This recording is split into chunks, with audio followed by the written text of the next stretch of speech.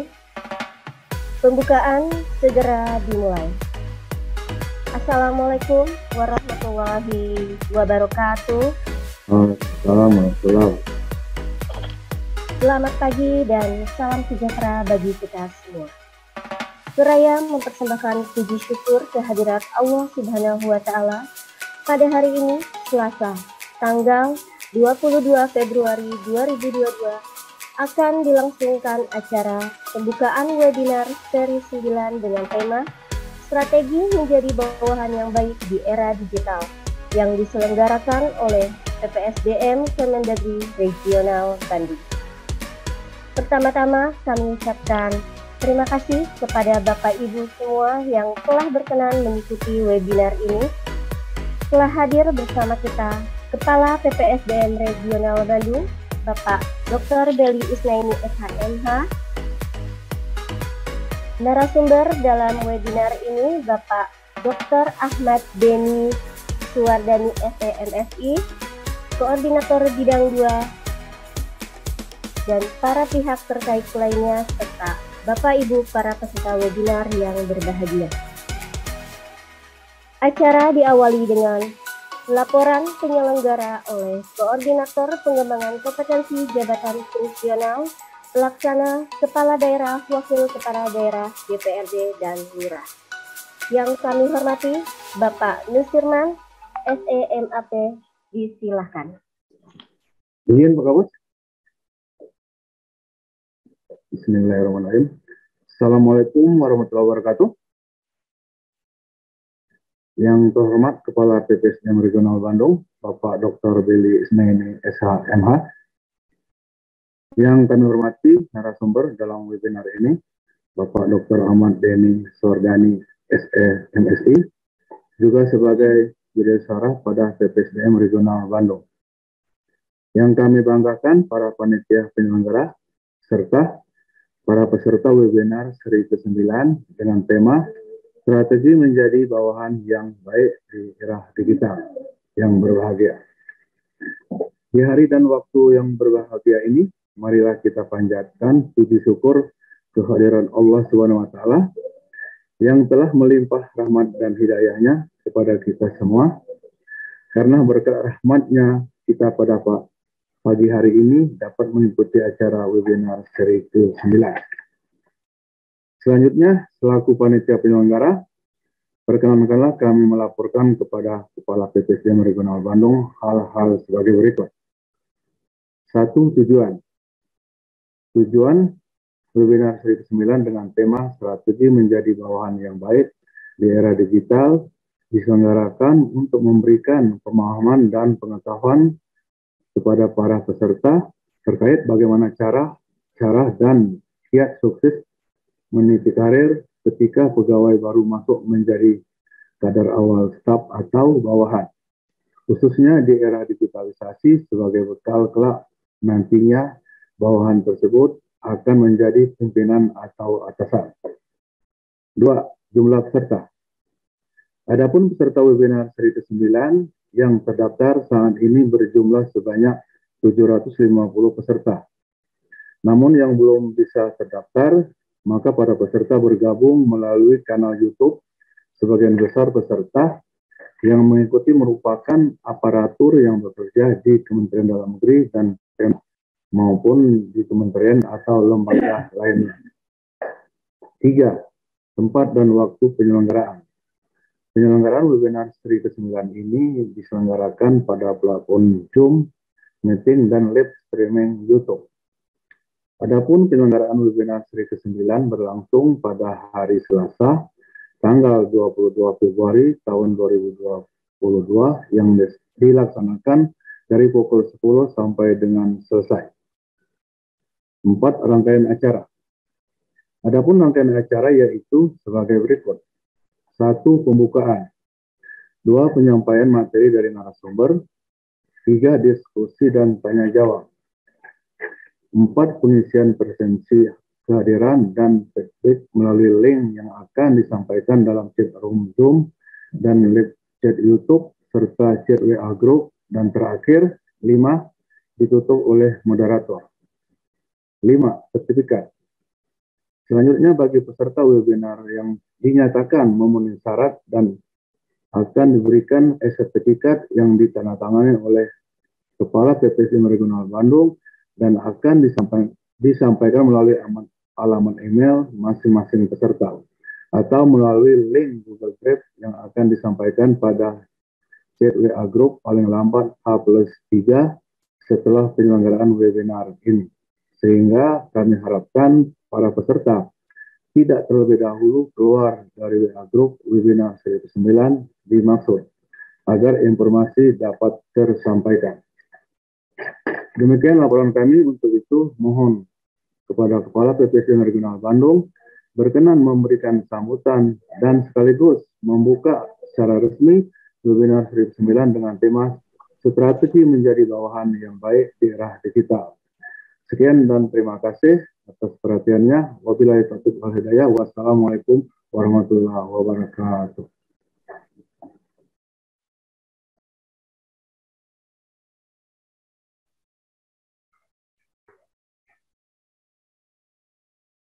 Bapak Ibu peserta webinar yang kami hormati.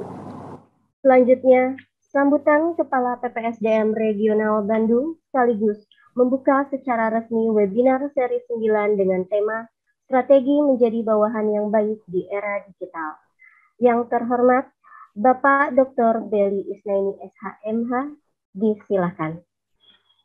Baik, terima kasih Mbak Erlin sebagai Master of Ceremony. Bismillahirrahmanirrahim. Raditu billahi robba wa bil islam dina bil muhammadin nabiyyan wa rasulah rabbi zidni ilma wa zidni fahma. Yang saya hormati Bapak Dr. Ahmad Deni Suardani SA MFI selaku narasumber kita hari ini. Yang saya hormati dan banggakan teman-teman bidang 2 sebagai penyelenggara, Pak Koordinator, Pak Nusirman, Bu Erlin, dan yang di belakang layar ada Jeffrey, ada Pak Asep, dan semuanya. Yang saya banggakan juga Bu Tiwi sebagai moderator. Bu Tiwi dan Pak Deni ini alhamdulillah juga adalah Widya Suara di PPSDM Regional Bandung. Kemudian para peserta webinar seri 9 dengan tema Strategi Menjadi Bawahan yang Baik di Era Digital yang Berbahagia. Assalamualaikum warahmatullahi wabarakatuh. Selamat pagi dan salam sejahtera untuk kita semua. Pertama-tama kita panjatkan puji dan syukur kehadirat Allah Subhanahu wa taala karena berkat rahmat, hidayah, inayahnya lah kita masih bisa berkumpul, masih bisa sehat, dan walaupun hanya lewat video conference ini. Karena Bapak Ibu sekarang COVID masih melanda kita masih pandemi COVID, dan baru kemarin saya pulang dari pusat, dan ternyata banyak teman-teman kita yang terpapar. Untuk itu kita semua berdoa semoga teman-teman kita yang terpapar COVID, yang sedang sakit saat ini segera diberikan kesembuhan. Amin ya rabbal alamin. Teman-teman sekalian, ada hal yang luar biasa yang kali ini yang kita coba buka mindset untuk para ASN, untuk para PNS kita sendiri. Kalau selama ini yang banyak dilaksanakan webinar, yang selama ini dilakukan pelatihan adalah pelatihan leadership. Pelatihan bagaimana menjadi pemimpin. Alhamdulillah Pak Nusirman dan teman-teman punya perspektif lain. Bisa memandang dari sudut yang lain. Justru kita menyampaikan strategi menjadi bawahan yang baik. Karena ketika berdiskusi dengan Pak Deni, Pak Nusirman, ternyata jelas bahwa sebenarnya seseorang itu tidak ujuk-ujuk menjadi pimpinan, tapi dia harus memulai dari awal, kemudian dia bisa saja memulai dari staf, kemudian baru menjadi pimpinan. Satu. Kedua, suatu organisasi pimpinannya hanya sedikit, satu, tapi justru bawahannya yang lebih banyak. Sehingga sebenarnya apa yang disampaikan nanti oleh Pak narasumber ini semoga bermanfaat bagi kita semua, bagaimana kita harus menjadi bawahan yang baik. Ketiga, karena pada prinsipnya seorang pimpinan, seorang atasan, seorang leadership sebenarnya adalah juga bawahan.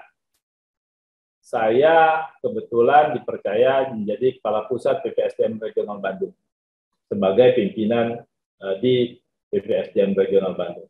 Tapi saya juga adalah bawahan dari Kepala BPSDM Badan Pengembangan Sumber Daya Manusia yang ada di Bandung. Pak Kepala BPSDM di Jakarta, Badan Pengembangan Sumber Daya Manusia, Pak Dr. Teguh, itu juga adalah bawahan dari Bapak Menteri. Sehingga kita sebenarnya, kita benar kita pemimpin, tapi kita juga adalah bawahan.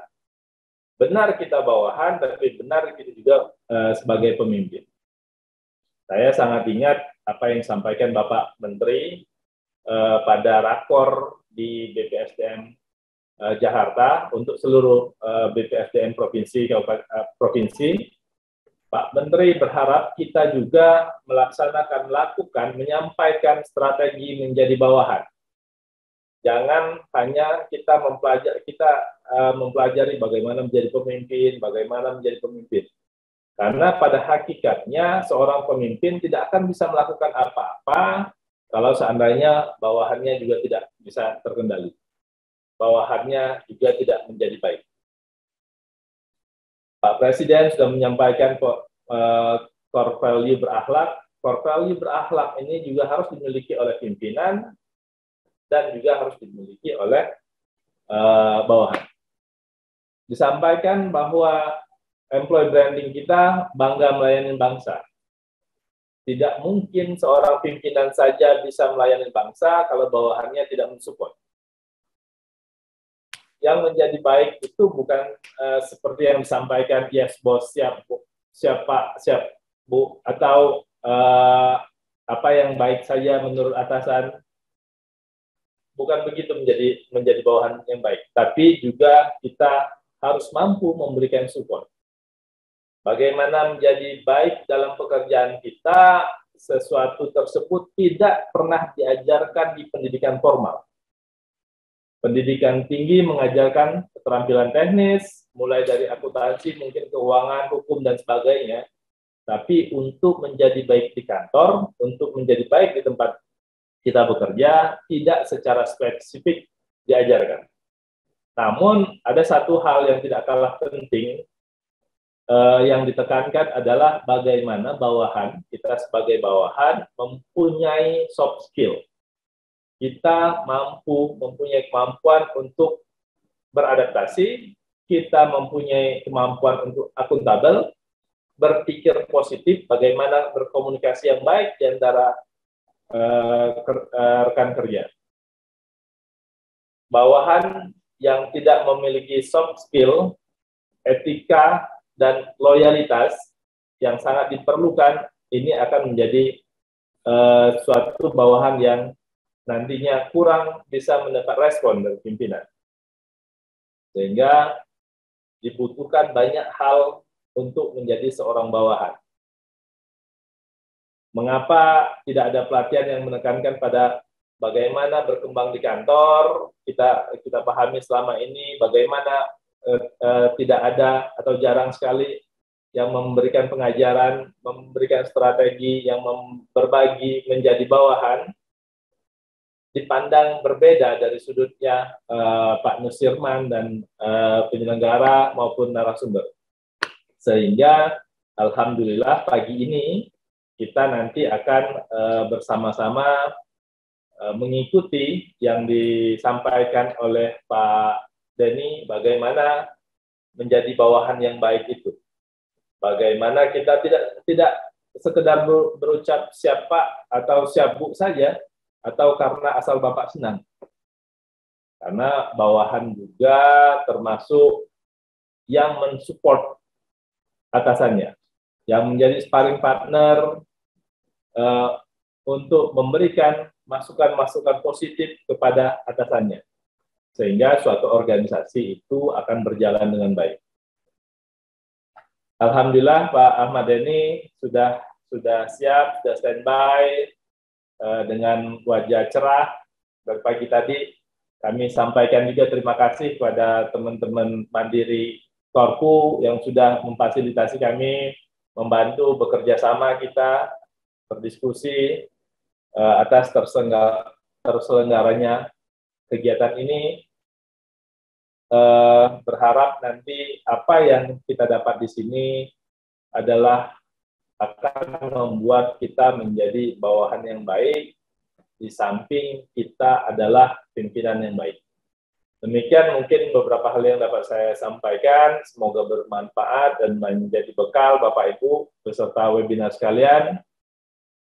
Selamat berdiskusi, selamat mendengarkan, selamat belajar atau saling belajar.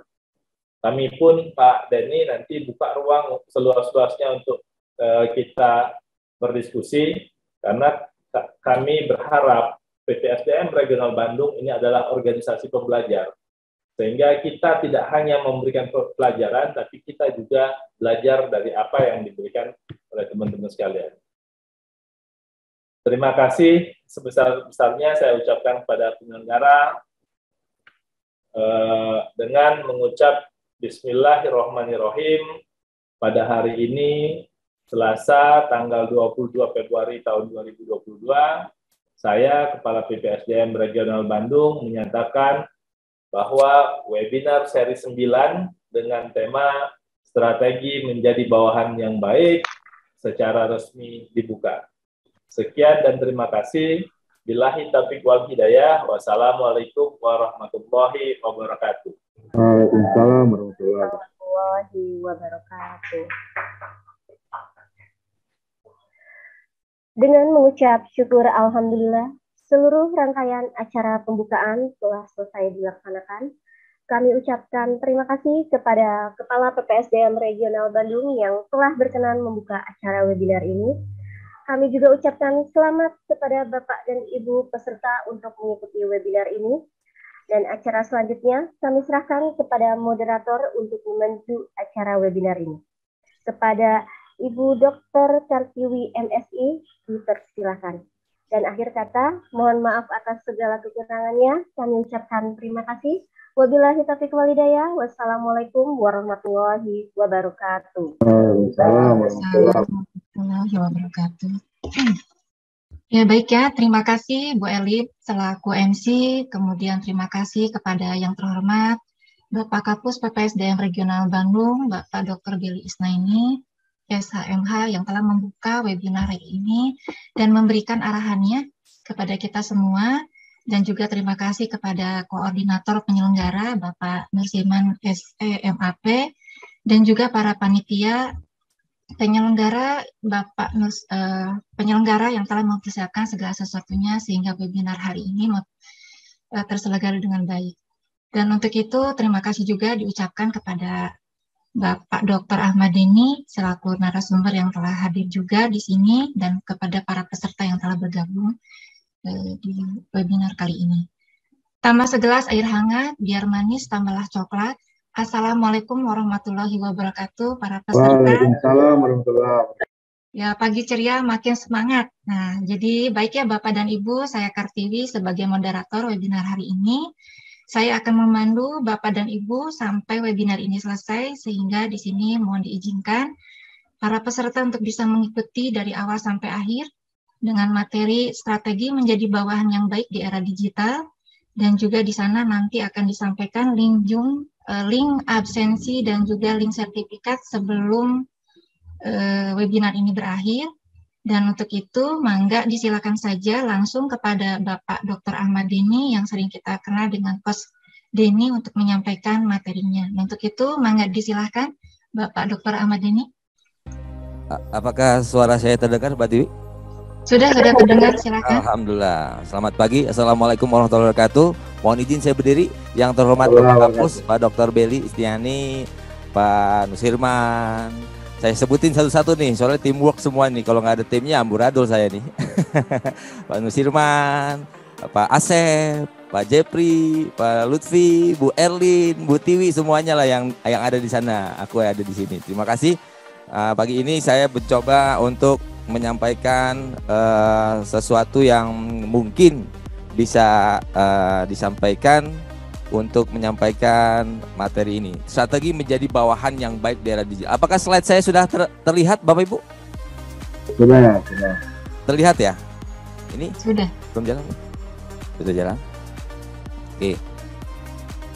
Saya menyampaikan bahwa ada 5 langkah percepatan transformasi digital yang diharapkan oleh Pak Jokowi, ya.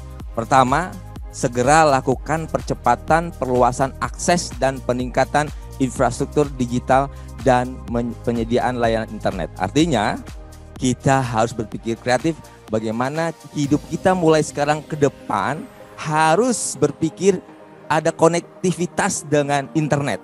Kalau misalnya di daerah Bapak Ibu kurang maksimal, berarti Bapak Ibu harus berpikir, gunakan saja dulu saya, tethering saya.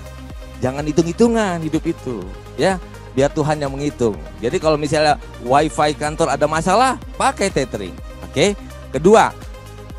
Ya, silakan. Yang kemudian kedua, persiapan roadmap transformasi digital di sektor-sektor strategis, baik di sektor pemerintahan, layanan publik, bantuan sosial, pendidikan, kesehatan, perdagangan, industri, dan semuanya, siaran. Jadi memang roadmap transformasi digital. Jadi semuanya berpikir nanti bisa jadi kita semua mungkin lebih banyak di luar ruangan. Bisa jadi, ya. Karena saya sudah melihat di era digital ini banyak ada yang menawarkan virtual office, ya. Ya, ada menawarkan per bulan berapa, kemungkinan ke depan. Yang ketiga, percepatan integrasi pusat data nasional. Presiden sudah mencanangkan bahwa memang datanya sudah satu pintu, satu sistem, satu data, ya, iktp, dan mungkin juga Bapak Ibu sudah divaksinasi, ada yang namanya lindungi peduli, oke. Kemudian siapkan kebutuhan SDM talenta digital. Nah, nomor 4 ini Bapak Ibu jangan mencari yang punya talenta, tetapi Bapak Ibu harus aktif bagaimana secara terbiasa dengan digitalisasi.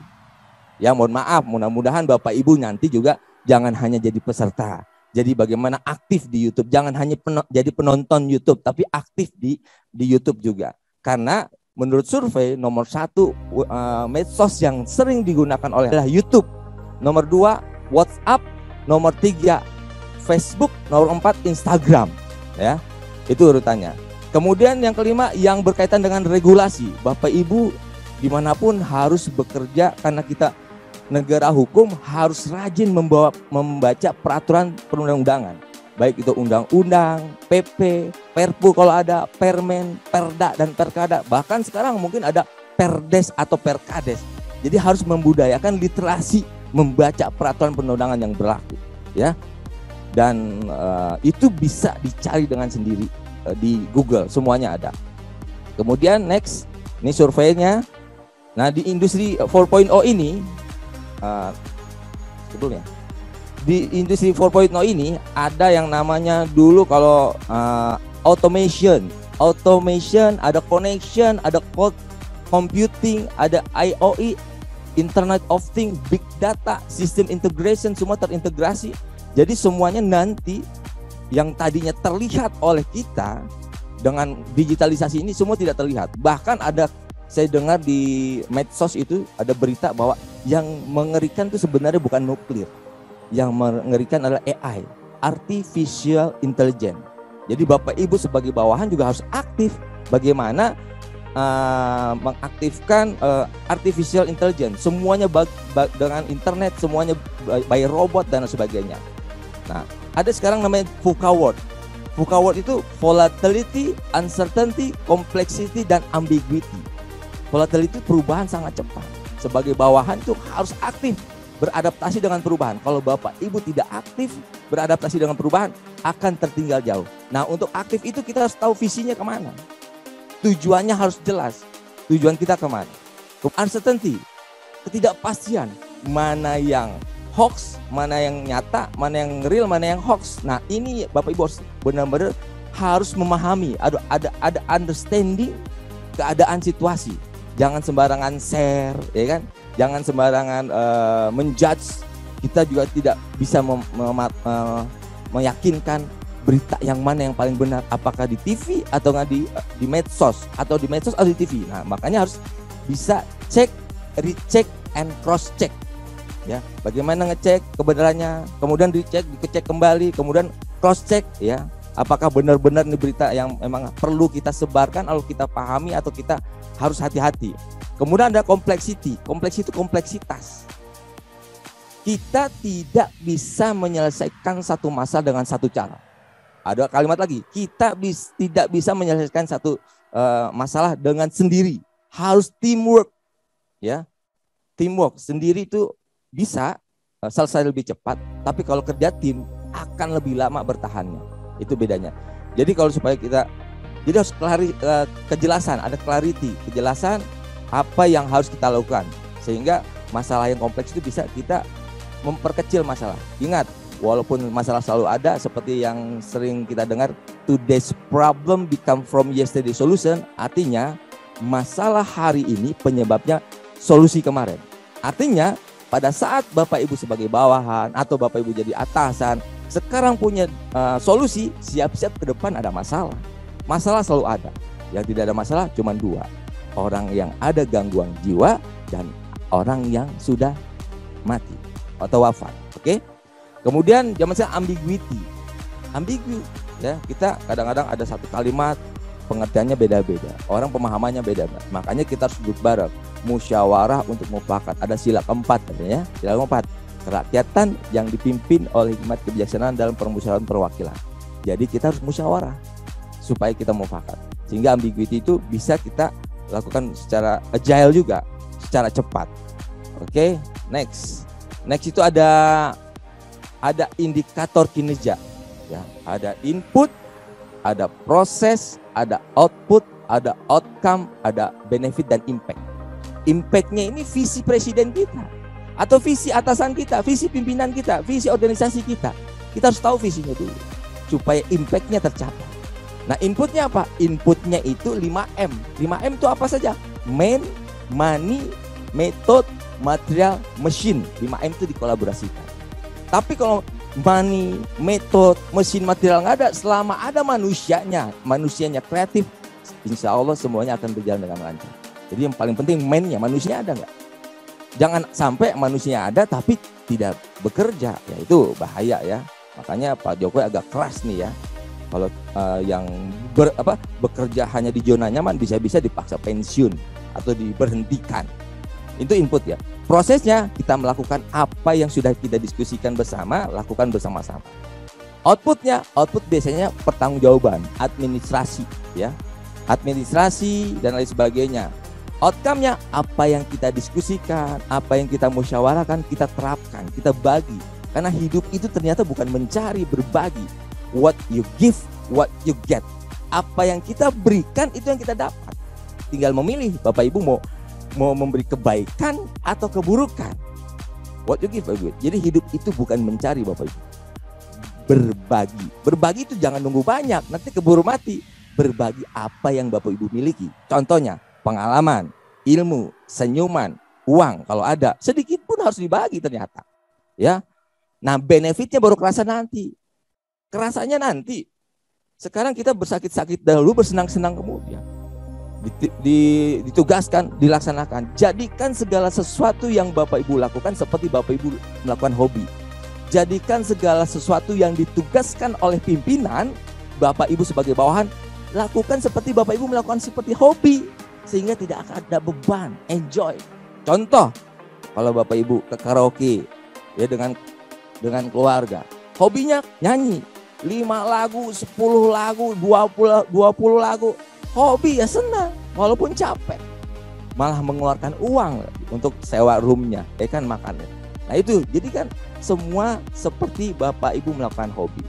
Setelah benefitnya baru kerasa nanti, makanya ada Renja, Rensra.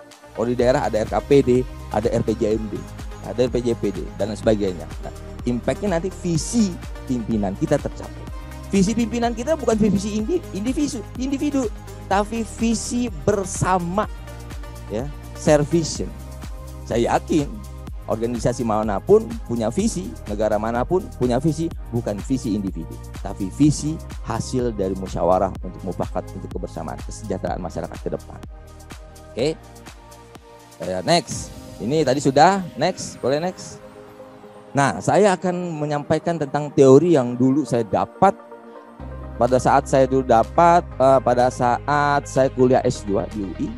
Renal Kasali, pakar materi, bilang learning organization. Ada teori namanya learning organization dari Peter Senge. Peter Senge bilang bahwa seperti tadi Pak Kapus sampaikan, ya, bahwa kita harus menempatkan diri kita sebagai pembelajar. Jadi bawahan sebagai pembelajar, jadi atasan sebagai pembelajar. Dan kalau kita terus belajar, makin paham bahwa kita tidak ada apa-apa, belum maksimal, banyak yang belum kita ketahui. Belajar, dan belajar. Ternyata setelah saya adaptasi dengan IT, saya punya komunitas digital, saya pahami ternyata pendidikan formal itu penting. S1, S2, S3, S4 atau S apapun namanya, itu penting. Tapi zaman digital sekarang, yang lebih dahsyat adalah pendidikan informal. Apa saja pendidikan informal? Ada semuanya di YouTube, ada semuanya di Google. Bapak Ibu jangan hanya mendengarkan, jangan hanya menonton, tetapi praktekkan. Karena practice makes perfect. Latih, mudah-mudahan jadi sempurna, ya. Jadi jangan menjadi orang hebat, percuma Bapak Ibu. Nggak ada hebat, nggak ada orang yang hebat. Yang ada orang yang melakukan ratusan atau ribuan kali hal yang hampir sama, tapi tetap kreatif. Ya, jadi jadilah orang yang terlatih, practice. Kalau salah nggak apa-apa. Mumpung jadi bawahan, salah ya tinggal revisi, minta maaf, minta arahan, diskusi dulu. Jangan salah, pimpinan juga pasti ada melakukan kesalahan. Tinggal kita sebagai bawahan mengingatkan, bukan menyalahkan. Please, kalimatnya diganti. Jangan menyalahkan orang lain, tapi bagaimana saling mengingatkan dan saling menguatkan. Beri masukan. Karena ada istilah, baik bawahan atau atasan, ada istilah blind spot. Blind spot itu ada yang kadang-kadang terpikirkan oleh kita, tidak terpikirkan oleh pimpinan kita. Atau sebaliknya, yang terpikirkan oleh pimpinan tidak terpikirkan oleh bawahan. Disitulah letak kita kebersamaan. Ya, jangan nunggu diperintah, kasih masukan. Kalau salah minta maaf. Pimpinan tanggung jawab lebih besar. Beliau melihat ada masukan, terima, kalau enggak. Nah tadi kata Pak Kapus juga bilang bahwa jangan hanya AS asal Bapak senang, ABS asal Bapak siap Pak, siap Bu, siap Bu, tapi tidak dilakukan. Akhirnya banyak pernah saya lihat pimpinan di grup jawabannya siap, akhirnya pimpinan marah dengan huruf besar semua tanpa tanda baca. Oh emosi. Saya pernah lihat beberapa tahun yang lalu, bukan di sini beberapa. Jadi marah. Jadi jawabannya di grup siap Pak, tapi tidak ada progresnya. Budayakanlah komunikasi digital, komunikasi manual, secara tatap muka atau japri. Ya, kata Peter Senge ada 5 disiplin yang harus kita tingkatkan. Ya, teori nanti bisa dibaca ya, saya jelaskan sedikit. System thinking. Bapak Ibu sebagai bawahan harus berpikir secara sistem. Karena Bapak Ibu adalah bagian dari sistem. Subsistem, subsistem. Kalau satu subsistem sedikit tergores, harus cepat diperbaiki. Harus cepat diingatkan supaya nanti sistemnya tidak terganggu. Jangan anggap sepele hal kecil, jangan anggap kecil hal sepele. Termasuk hati kita harus bersih. Nggak boleh dengki sama siapapun. Bahkan saya lihat ternyata hidup itu bukan bersaing dengan orang lain. Tapi bagaimana hidup itu bersaing dengan diri kita lebih baik daripada kita sebelumnya. Bukan lebih baik daripada orang lain. Semua orang pernah punya kesalahan. Bawahan punya kesalahan, pimpinan punya kesalahan. Tinggal bagaimana kita komunikasi, saling mengingatkan, saling menguatkan, bukan saling menyalahkan. Itu sistem thinking. Kemudian personal mastery. Personal mastery itu maksudnya ya kita harus rajin belajar untuk meningkatkan kapasitas diri. Terus terang Bapak Ibu, terus terang walaupun saya sudah punya gelar doktor, menurut saya itu nggak ada apa-apanya. Nih jempol kebalik di zaman digital. Karena saya di komunitas digital saya belajar dari anak SMK, sekolah menengah kejuruan IT. Dan saya mau bertanya. Rajinlah bertanya. Banyaklah mendengar, banyaklah melihat. Jangan terlalu banyak bicara, kecuali kalau jadi narasumber seperti saya. Harus banyak bicara. Tapi pada saat ngumpul saya banyak mendengar. Karena kuping kita 2. Mata kita 2, harus banyak melihat, berempati. Jadi terus terang saya bisa digital bukan dari kampus resmi saya. Tetapi dari informal. Dari YouTube dan komunitas. Jadi saya banyak komunitas. Oke. Kemudian servision, bagi tujuannya. Dibagi arah kita harus sama-sama tahu si A tujuan kita ke sana, tujuan ke sana. Tapi saya yakini ya, visi presiden, gubernur, bupati, wali kota visinya sama, mensejahterakan masyarakat. Bagaimana caranya? Meningkatkan pendidikan, kesehatan dan ekonomi. Itu kita harus berpikir bagaimana masyarakat bisa pendidikannya terjamin, kesehatan terjamin dan ekonomi terjamin. Tapi perlu proses ya. Tidak ada yang instan Bapak Ibu. Kita jangan fokus hanya pada tujuan. Tujuannya juga fokus, tapi kita juga harus berani menjalani proses. Ya. Sang Maha Pencipta, Allah Subhanahu wa taala, Tuhan yang Maha Esa, tidak berharap kita selalu berhasil, tapi kita cari hikmahnya di dalam proses yang kita jalani. Dan hasilnya pasti akan menyenangkan. Mental model. Intinya mental model itu kalau teori baca aja ya. Di YouTube dan sebagainya atau di Google banyak tuh. Saya hanya storytelling saja. Mental itu harus kuat. Ada yang orang menjalimi kita, jangan sakit hati. Ada orang yang ngomongin kita, jangan sakit hati. Buang-buang waktu. Karena kita tidak punya kemampuan menutup mulut orang lain bicara apapun tentang diri kita. Tapi kita punya kemampuan mengolah emosi kita supaya tidak terprovokasi sehingga tidak ada konflik di dalamnya. Jangan terlalu banyak berpikir, teruslah perbanyak berzikir. Menyebut asma Allah yang baik-baik. Ya udah, mental harus kuat. Bukan orang lain yang salah ngomong, tapi kita salah menerima. Kan kita bisa mengendalikan diri kita bagaimana supaya bisa memfilter hati kita, memfilter kuping kita supaya kalimat negatif itu sampai ke kita jadi positif. Contoh, ada teman saya nge-share, saya sebut saja Kang Heri. Beliau nge-share tentang medsos, kalimatnya begini. Tetaplah tersenyum dengan orang yang membenci kita. Wah, beliau ngomong begitu ke saya ke WA. Ada bacaannya banyak sampai ayat dan ayat. Saya balas. Ternyata bukan kita tetap tersenyum kepada orang yang membenci kita, tapi kalimatnya diganti. Tidak ada orang yang membenci kita. Yang ada kita lagi diuji kesabaran dan keikhlasan dalam hidup ini. Mohon maaf. Tidak ada satupun orang yang membenci saya, tapi saya diuji keikhlasan dan kesabaran. Kemudian team learning. Team learning harus bekerja secara tim. Tidak hanya kita menjadi good team, tapi great team.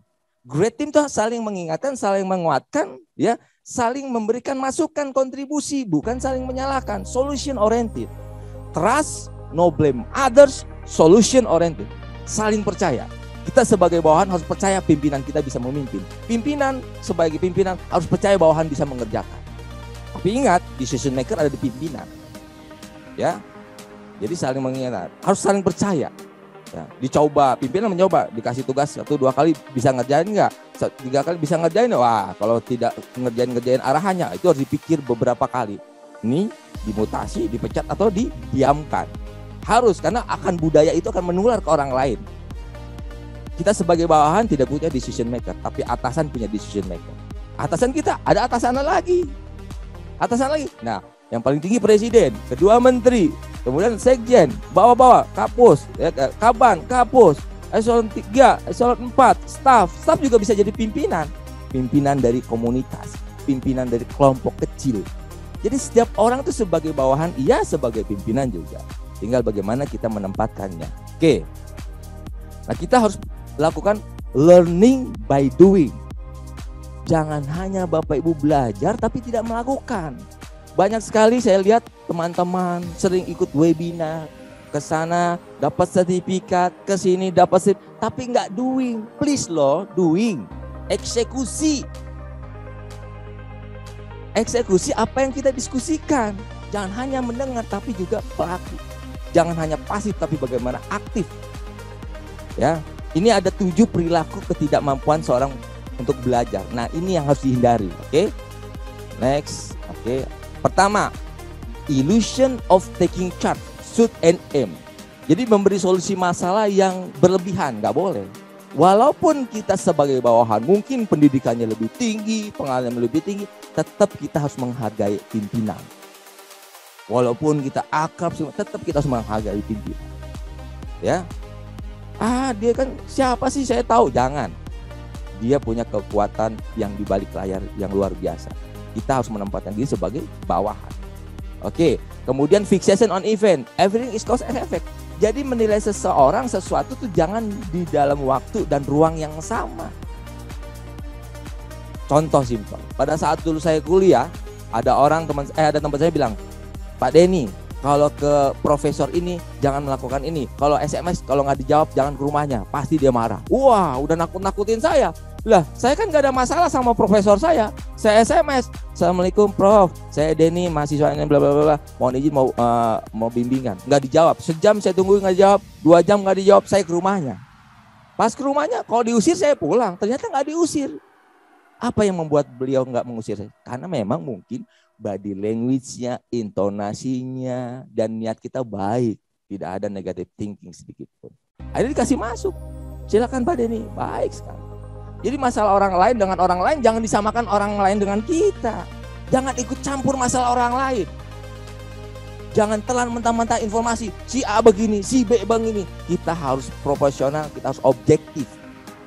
Selama orang itu tidak ada masalah dengan kita, walaupun dia ada masalah dengan orang lain, please jangan terprovokasi dan jangan terkontaminasi.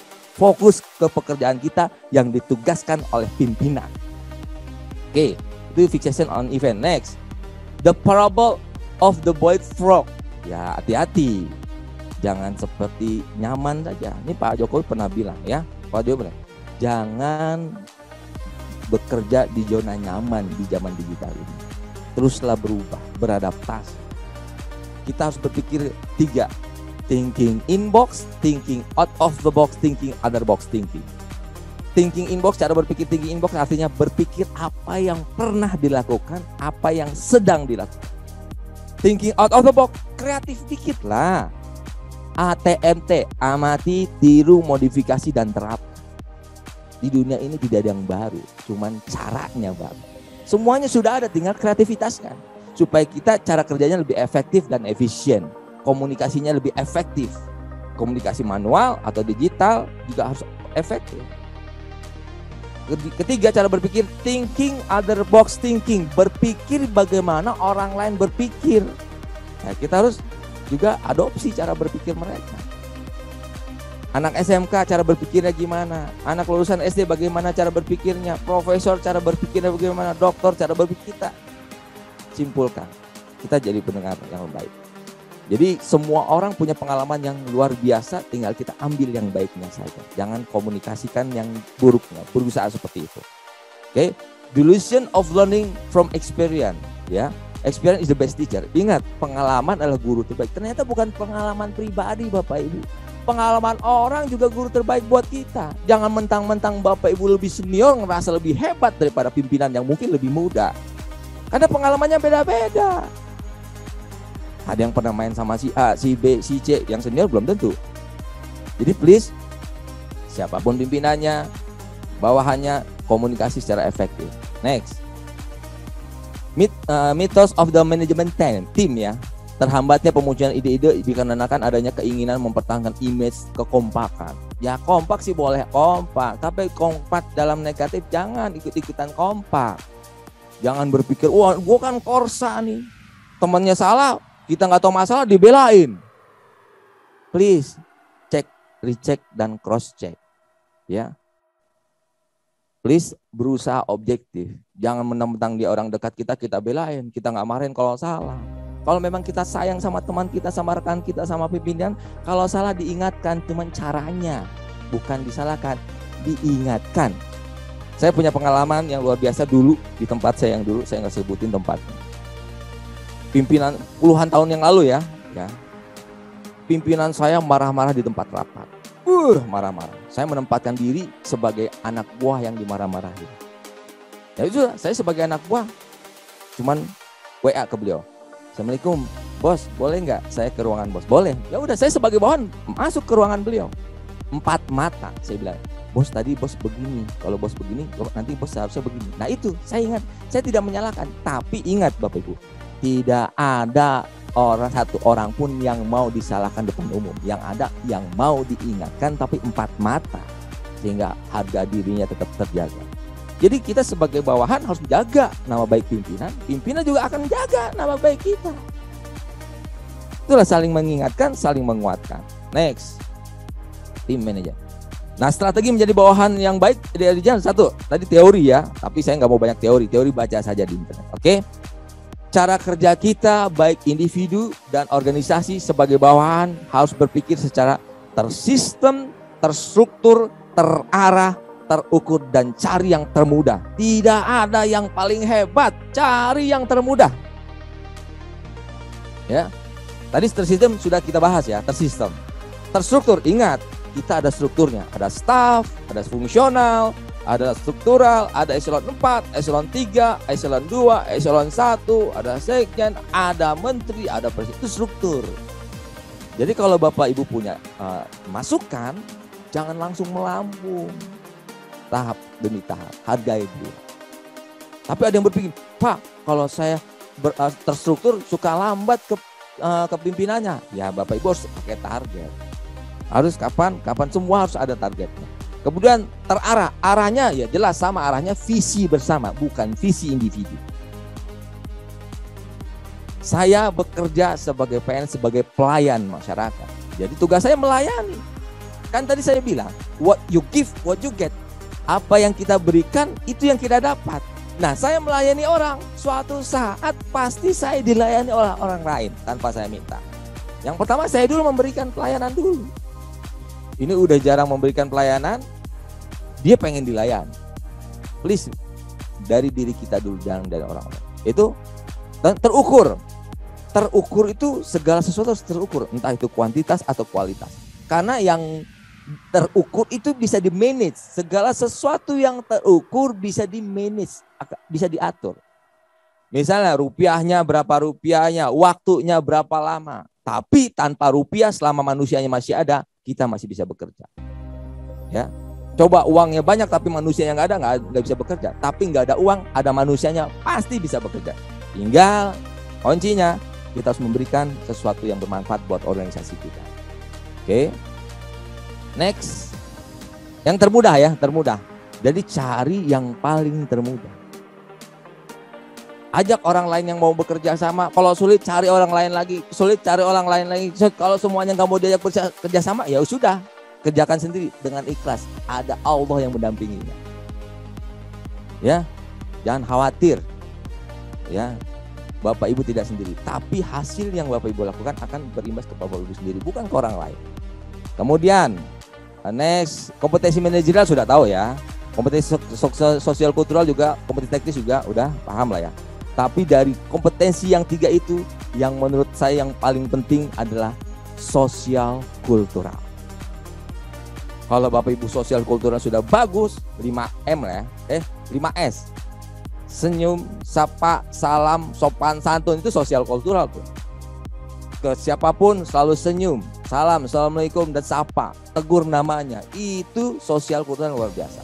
Kalau Bapak Ibu sudah sopan santun, apapun, orang mau, kalau kita minta bantuan ke orang lain pasti akan senang hati. Dia akan membantu kita, ya. Ini ada kurang lebih 8 ya yang harus kita perhatikan sebagai bawahan. Pertama, sebagai bawahan harus patuhi pedoman organisasi. Bapak Ibu kerja di mana, cari pedoman, juknis-juknisnya, apa yang do, apa yang don't, ya. Apa yang bisa kita lakukan, apa yang dilarang, kita harus baca semuanya. Baca juga tusi kita, tugas dan fungsi kita. Kalau di swasta, job desk kita, job description kita dibaca. Tapi di zaman digital ini jangan kaku Bapak Ibu, harus fleksibel, harus dinamis. Jangan mentang-mentang tugas saya ini kita nggak mau kerjain tugas yang lain. Ini kan bukan tugas saya, tugas sana. Aduh, janganlah. Saling kolaborasi, ya. Patuhi pedoman organisasi, saling. Next, kemudian work toward the company's goal, bekerja menuju tujuan organisasi. Harus mengetahui dan memahami apa yang sedang dikerjakan organisasi. Sekarang kita mau ngapain? Tahun ini apa? Range-nya apa? Range-nya apa? Tahun ini apa yang difokus dulu apa? Jadi kita juga harus bekerja menuju tujuan organisasi. Kalau misalnya belum tahu ya cari. Kalau belum tahu lagi ya tanya. Kalau nggak ada yang ngasih tahu ya tanya lagi. Pasti masa satu organisasi nggak ada yang tahu. Pasti tahu. Bertanya. Malu bertanya, sesat di jalan katanya ya. Tapi juga jangan percaya sama Google Map. Tanya ke Google Map juga kadang-kadang nyasar ya. Ya itu hati-hati ya. Makanya kita harus cek, recheck dan cross check. Oke, next. Nanti baca aja nih slide-nya. Slide-nya akan kami kasih kepada peserta nanti. Komplit. Ini tadi thinking in box sudah, thinking out of box sudah, thinking other box thinking sudah. Next. Oke. Nih, treat everyone with respect. Ini yang saya lihat pimpinan saya, ya, Pak Dr. Belly. Jadi semuanya dari eselon 4, eselon 3, eselon 4, eselon staff, ya kan, fungsional, office boy, cleaning service, semuanya dia rangkul. Ya, mohon maaf bukan di depan beliau, tapi memang saya lihat begitu, ya. Jadi perlakukan semua orang dengan hormat, respect. Jangan mentang-mentang pendidikannya lebih tinggi atau merasa lebih pinter, orang biasa tidak ditegur. Ya. Bergaul bareng-bareng ya. Berusahalah untuk hanya berbicara dengan ramah ya. Berlatih mendengarkan secara aktif adalah cara untuk menunjukkan rasa hormat Anda. Ya. Mendengarkan ya. Saya selalu bilang, kenapa telinga kita dua? Kenapa mata kita dua? Ya karena kita harus banyak mendengar dan harus banyak melihat sehingga kita berempati kepada orang lain. Ya, don't judge the book by its cover. Jangan lihat orang dari covernya. Harus dalami. Kenapa si A begini? Kenapa si B begitu? Jangan langsung telan mentah-mentah informasi dari orang yang mungkin ada bermasalah dengan orang yang kita nilai. Berusaha bijaklah. Walaupun kita bukan orang bijak, berusaha adil lah walaupun kita tidak adil, tapi hanya berusaha mendekati lah. Oke, next. Oke, next. Setelah itu loyalty. Nah ini yang tadi disampaikan oleh Pak Kapus ya. Ya sebagai bawahan terus punya loyalitas yang tinggi, seperti apa yang disampaikan oleh Menteri Dalam Negeri Profesor Tito Karnavian. Beliau pada saat rakor BPSDM di Kalibata tahun 2019 bahwa please jangan latihan tentang bagaimana menjadi leader tapi bagaimana menjadi bawahan. Karena saya juga sebagai bawahan presiden, ya kan? Dan teman-teman yang eselon 1, eselon 2 juga bawahan ya saling mengingatkan, saling menguatkan. Pertama, yang diharapkan oleh pimpinan yang harus dilakukan oleh bawahan pertama, berani mengutarakan ketidaksetujuan, tapi dengan cara sopan dan santun, body language-nya, intonasinya, dan timingnya tepat. Kapan? Jangan mentang-mentang, Bapak kan masih muda, saya lebih. Itu sering saya lihat seperti itu ya. Tuh ada mengiyakan di sini ya. Ada tim di Bank Mandiri di sini. Jadi dia ngerasa lebih senior, pendidikan lebih tinggi, nyalahin pimpinan yang mungkin usianya lebih muda, belum tentu lebih pintar senior itu. Tapi bagaimana kita saling mengingatkan, saling menguatkan. Jadi kalau tidak setuju, utarakan dengan sopan santun tadi, 5S tadi, senyum, sapa, sopan, santun, salam, ya kan, dan sebagainya. Kemudian bekerja dengan integritas. Ya, integritas itu apa? Ya walaupun kita bekerja maksimal, orang lain nggak tahu ya nggak apa-apa. Orang kita yang akan mendapatkan manfaatnya kok. Yang kita kerjakan yang itu kita dapat. Ya, lakukan. Pasti kita dapat, tapi dapatnya belum tentu sekarang, ke depan. Efek dominonya nanti. Ya, nggak perlu semua orang tahu. Oh ini gue melakukan ini. Kalau gue nggak melakukan ini nggak akan bisa begini. Wah, itu mah soal tahu. Punya integritas maksimal yang kita lakukan, walaupun orang lain tidak melihat. Ini kata Oprah Winfrey ya. Melakukan hal yang benar dengan mengetahui bahwa orang lain tidak mengetahuinya apakah Anda melakukan atau tidak, tapi ada hasilnya ya. Kemudian memuji rekan kerjanya, budayakanlah saling memuji, jangan memaki. Si A luar biasa, enak kan? Si A cantik, si B ganteng, pinter, soleh, soleha, dermawan, disiplin, pokoknya yang bagus-bagus aja. Karena kalau kita menyampaikan sesuatu yang bagus, suatu saat pasti kita dapat yang bagus. Tapi sabar, ya, tidak langsung, perlu proses. Kita ngerasa, kenapa ya kita sudah sering ibadah, tapi kok doa saya nggak dijabah? Pengen buru-buru dijabah doanya. Lihat dulu sebelum rajin ibadah dulu pernah melakukan apa, kesalahan apa, ya kan? Bisa jadi nutupin kesalahan dulu yang kita tidak rasakan, ya kan? Kemudian setelah memuji rekan kerja ya, saling memuji ya. Kemudian mendukung secara positif keputusan pimpinan. Apapun keputusan pimpinan kita harus dukung, ya. Dukungan bawahan kepada atasan berupa dukungan kontribusi positif, sesuatu yang positif. Pak, kasih masukan. Keputusan ada di pimpinan. Pernah pada saat waktu itu saya menjadi narasumber di salah satu daerah di daerah timur. TAPD ngumpul, kepala dinas ngumpul, saya diundang sama sekda. Kepala dinas pada marah-marah, Pak capek Pak, saya ngasih ide program ini tapi dicoret terus sama pimpinan, coret terus. Pimpinan tuh nyoret atau tidak mengakomodir masukan Bapak Ibu bukan benci, mungkin ada yang lebih prioritas. Makanya karena uang terbatas, makanya harus berpikir, ada bahasa Inggris, priority among priorities. Cari yang prioritas di antara yang prioritas. Itu slide. Oke. Cari yang prioritas walaupun yang tidak, cari yang paling prioritas di antara yang prioritas. Semuanya prioritas, tapi karena uang terbatas, cari yang paling priority among priorities. Kemudian menyukai apa yang dikerjakan, yang tadi saya sampaikan. Jadikanlah hobi.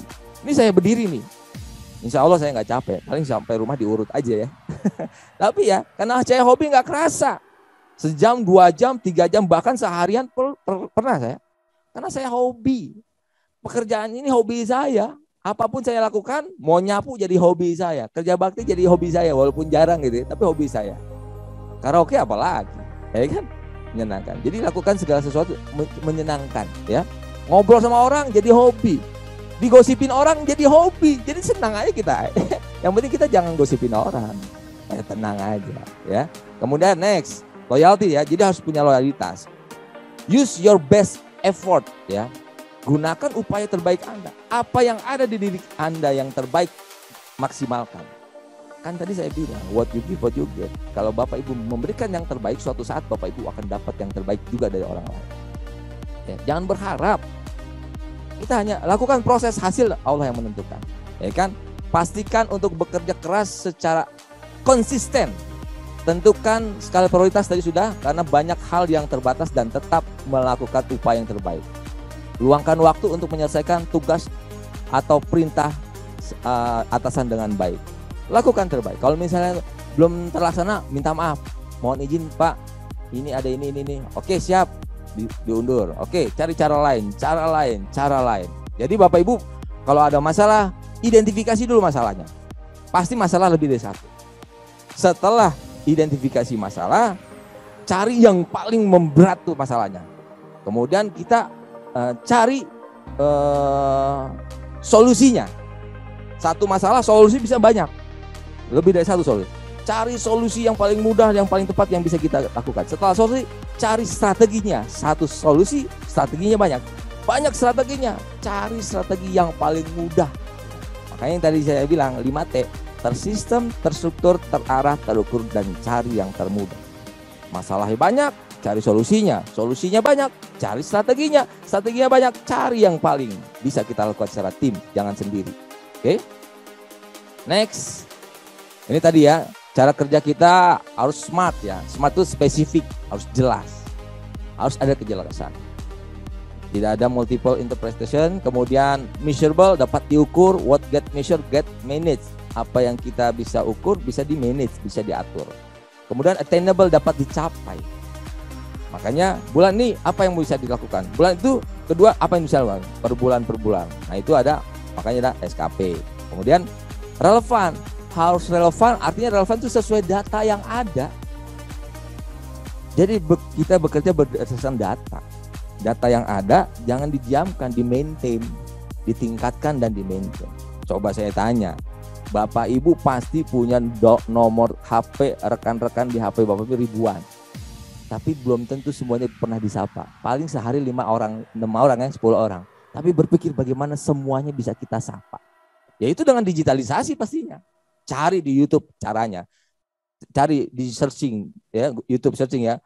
Menyapa seluruh nomor HP yang ada di HP. Pasti ada. Oke. Next. Berikutnya. Time di semua segala ada waktunya. Oke. Kemudian yang selanjutnya, become an expert at your job. Jadi menjadi ahli dalam pekerjaan Anda.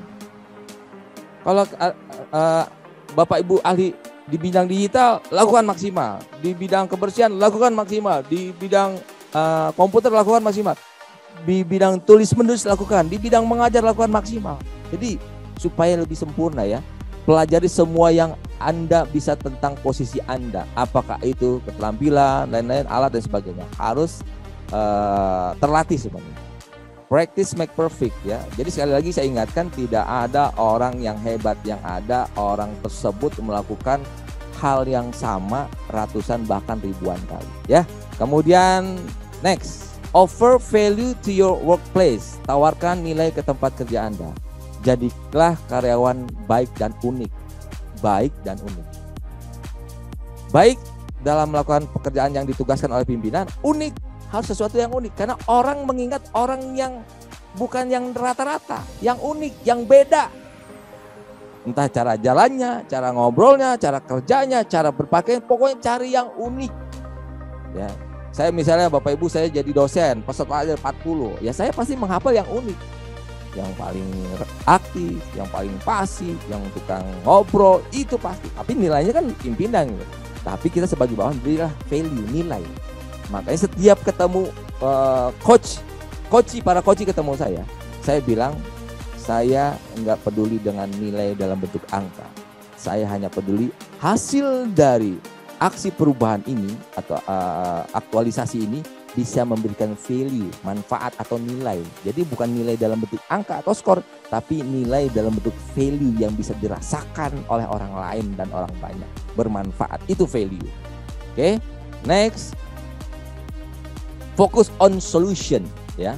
Convergent, berpikir fokus. Orang yang berpikir convergent itu memiliki standar dan analisis probabilitas dalam menyelesaikan masalah dengan tepat ya. Tapi ada yang luar biasa lagi. Kita boleh fokus, tapi kita biasakan bagaimana kita bisa lebih konsentrasi. Tidak hanya fokus. Jadi kita multitasking. Di zaman digital ini harus multitasking Bapak Ibu. Ya, kita fokus menulis, tapi kita tidak aktif di digital.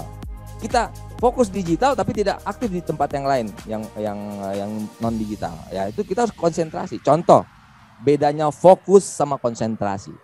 Kalau Bapak Ibu nyetir motor, nyetir mobil, fokus tuh ke satu titik biasanya. Ya. Solusinya. Tapi kita juga harus bisa konsentrasi, tapi jangan dilupakan fokusnya. Konsentrasi apa? Lihat ke depan, tapi pada saat nyetir kendaraan, kita juga lihat spion kiri, spion kanan, spion atas, dan mungkin ngelihat kanan kiri yang lainnya. Dan bahkan sambil main HP, dengar radio atau lain, masih bisa fokus.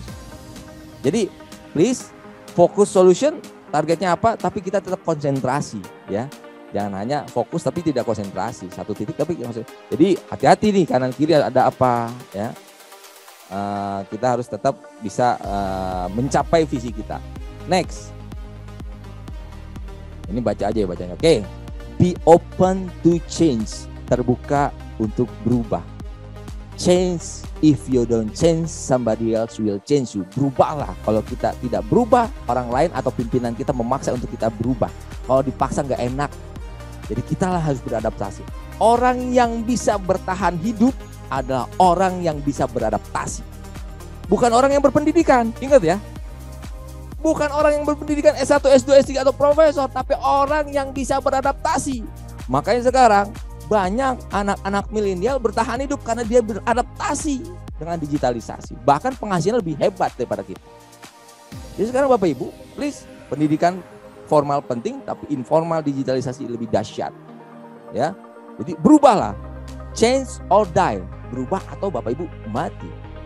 Mati dalam arti bukan mati kehidupan nyata ya, mati karir, ya kan, Pimpinan pasti diam-diam menilai, ini orangnya gimana, ini orangnya gimana, nggak ada mau berubah dia, udah tinggalin saja, pakai yang lain. Hati-hati, bisa jadi nanti organisasi apapun hanya merekrut lulusan SMA. Ingat itu, yang beradaptasi ya. Ada juga sih anak milenial yang tidak beradaptasi, makanya saya garis bawahi, orang yang bisa bertahan hidup dan berkembang adalah orang yang dapat beradaptasi dengan digitalisasi di era sekarang. If you want to change, you have to willing to be uncomfortable. Jadi kalau Bapak Ibu mau berubah, ya Bapak Ibu harus siap menerima ketidaknyamanan. Makanya kata Pak Jokowi, presiden kita, keluar dari zona nyaman. Jangan tiap hari lakukan itu aja, nunggu diperintah, atau ngomongin orang, buang-buang waktu, ntar keburu mati. Pas lagi ngomongin orang, meninggal mendadak. Kan gitu kan? Fokus. Kita bagaimana bisa merubah diri kan? Anda dapat bertahan jika Anda dapat beradaptasi, yang merupakan satu karakteristik utama dari karyawan yang baik. Adaptif. Oke? Next. Ada lagi. Oke, ini ada kata Basat ya. If you can change your mind, then you are not using it. Kalau Bapak Ibu tidak bisa merubah cara berpikir, berarti Bapak Ibu tidak menggunakan otak. Itu kasarnya kayak gitu ya. Artinya kalau Bapak Ibu tidak berubah cara berpikir, berarti Bapak Ibu tidak menggunakan pikiran Bapak Ibu. Jadi kalau ada orang yang menghina kita, menjolimi kita, kita yang merubah cara berpikirnya. Jangan paksa dia merubah omongannya, supaya kita nyaman sebagai bawahan juga. Pimpinan marah-marah, jangan diambil hati. Rubah cara berpikir kita.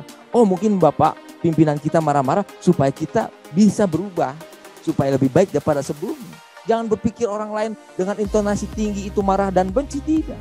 Bisa jadi untuk memotivasi hidup Bapak Ibu ke depan, keberhasilan. Terus terang, dulu waktu saya belum mengajar, belum seperti ini, ya banyak orang yang maki-maki saya. Waktu SD, SMP, ibu saya, wah, kamu laki-laki gini aja nggak bisa. Waduh, pakai rok saja misalnya begitu. Itu ternyata hasilnya sekarang. Ya, tapi hati-hati bicara kalau anak ya. Change ya. Pertama yang harus dilakukan supaya dapat terjadi perubahan, visi. Kita harus tahu visinya. Kalau kita nggak punya tujuan, pusing arahnya. Arahnya kemana? Ingat contoh. Misalnya Bapak Ibu dengan putra putri mau dari Bandung mau ke Jakarta naik mobil. Tapi bapaknya nggak ngomong sama istri dan anak-anaknya, nggak ngomong, diem aja, nggak dikasih tahu visinya dari Bandung. Diem, akhirnya ngobrol di jalan nggak nyambung, ya. Tapi kalau dari rumah bilang, ayo anak-anak, ibu kita mau ke Jakarta ya. Siap Bapak. Si ibunya bilang, Pak lewat Cipularang aja ya Pak, biar cepet nyampainya gitu. Anaknya bilang, Pak lewat Taman Safari aja Pak, lewat Puncak biar dingin. Satu lagi lewat Purwakarta aja biar dapat sate marangi. Lah, kepala pimpinannya ada kepala rumah tangga, bapaknya bilang, oke, kita naik pesawat saja. Semuanya benar, tapi yang ngambil keputusan pimpinan, yang tidak diambil usulannya, tidak digunakan usulan. Jangan sakit hati. Orang tujuannya sama kok, ke Jakarta semua. Ya, jadi please, hati harus bersih, jangan bengkok. Ya, berusaha ya, walaupun saya juga lagi belajar ya. Ini saya ngomong tapi saya bukan ustaz, tapi saya terus belajar. Oke, skill. Kalau tidak punya skill, bisa bingung juga. Tidak, skill itu ya keterampilan komputer, digital dan lain sebagainya, keterampilan komunikasi dan sebagainya. Banyak-banyaklah komunitas Bapak Ibu. Makin banyak komunitas, makin banyak belajar, makin paham kita, Bapak Ibu dan saya, paham masih banyak hal yang belum kita ketahui. Perbanyaklah komunitas. Kemudian insentif. Insentif itu tidak selalu uang. Ingat nih, ini kalau saya ngasih masukan kepada peserta di kelas saya bilang, insentif itu tidak selalu uang, tapi peluang. Ambil peluang, makanya jawabannya siap tapi dilaksanakan, diterapkan, implementasikan. Jangan siap tapi tidak dilaksanakan, karena itu peluang. Kalau Bapak Ibu ngambil peluang, suatu saat akan jadi uang. Kalau belum nggak jadi uang ya nggak apa-apa, yang penting kan sudah dapat gaji, pokok dan tunjangan, ya kan? Uang yang lain tambahan itu Pak, nggak usah dikejar tambahan. Tapi kita kan sudah digaji dan ada tunjangan, ya laksanakan. Ambil peluang, insentif itu peluang ya, tidak selalu uang. Karena kalau Pimpinan banyak kasih peluang, tapi banyak bawahan yang tidak ngambil peluang itu. Merasa keberatan, merasa tidak ahli. Ah, Pak, saya bukan bidangnya, jangan. Coba dulu, coba salah, ya latihan. Terus terang ada satu perusahaan yang luar biasa, stafnya tidak pendidikan digitalisasi, tapi dia berusaha untuk belajar mengambil peluang, diarahkan, bisa nggak kamu gini? Siapa? Bisa. Ya, dia berpikir, nanya ke sana, nanya ke sini, belajar di internet, cari di Google dan sebagainya. Paling baik sih memang Google ya, YouTube tuh paling baik tuh. Jadi semuanya ada. Kemudian resources, sumber daya. Sumber daya yang tadi saya bilang sama dengan input. Man, money, method, machine, material, ya. Money, material, method, machine nggak ada selama man-nya berpikir kreatif dan kerja keras, semua akan bisa terlaksana. Ya, tinggal hatinya aja disesuaikan. Terakhir, action plan. Lakukan, laksanakan, terapkan, jangan dibicarakan saja. Action plan. Okay. Iya, terima kasih Pak Denny. Baiklah, sesi berikutnya karena tadi materi sudah kita dengarkan dan banyak lagi yang menyimak, gitu kan, sudah ada raise hand banyak yang ingin bertanya tentang strategi yang baik ya bagi bawahan di era digital ini. Sangat menarik. Jadi kita buka saja sesi untuk pertanyaan. Di sini ada yang sudah juga raise hand. Di sini ada Pak Sutoro, BPSDM Jambi. Nah, silakan Pak, apa yang akan disampaikan, yang ditanyakan? Oh, senior saya nih. Waduh. Oh ya. Ya, Pak Sutoro silakan. Baik. Assalamualaikum warahmatullahi wabarakatuh. Waalaikumsalam warahmatullahi wabarakatuh. Terima kasih waktu yang diberikan oleh Ibu Moderator. Pak Denny yang saya hormati, ada yang ingin saya komentari sedikit, bertanya berkaitan dengan era digitalisasi, kemudian adanya pandemi COVID-19 menyebabkan kita dipaksa untuk WFH, ya Pak Denny ya. Work from home. Iya. Nah, berkaitan dengan hal itu, di sisi lain kita juga dituntut untuk memenuhi jam kerja Pak Denny. Siap. Ya, yang konon katanya satu pekannya itu 37,5 jam. Ya. Ya. Nah, Pak Denny tadi sudah menyampaikan sebagai bawahan kita harus pandai untuk bekerja yang tersistem, terstruktur, terarah, terukur dan termudah tadi. Hal ini akan memudahkan pekerjaan yang biasanya dikerjakan dalam waktu yang mungkin lama menjadi akan lebih cepat. Tentunya dengan semakin cepat ada waktu yang luang yang bisa digunakan untuk kegiatan lain Pak Denny. Betul. Meskipun itu masih dalam jam kerja.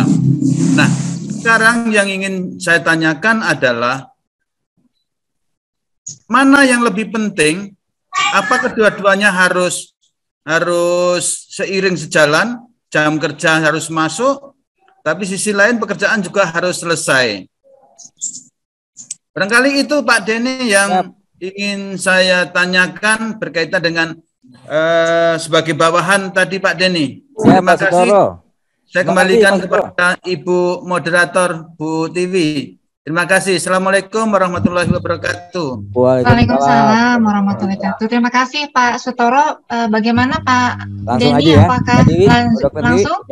Oke, Pak Sutoro, saya hanya menjawab berdasarkan pengalaman yang saya dapatkan dari pimpinan saya sekarang dan yang sudah lewat. Jadi memang ini karena pandemi ya, kita harus beradaptasi ya.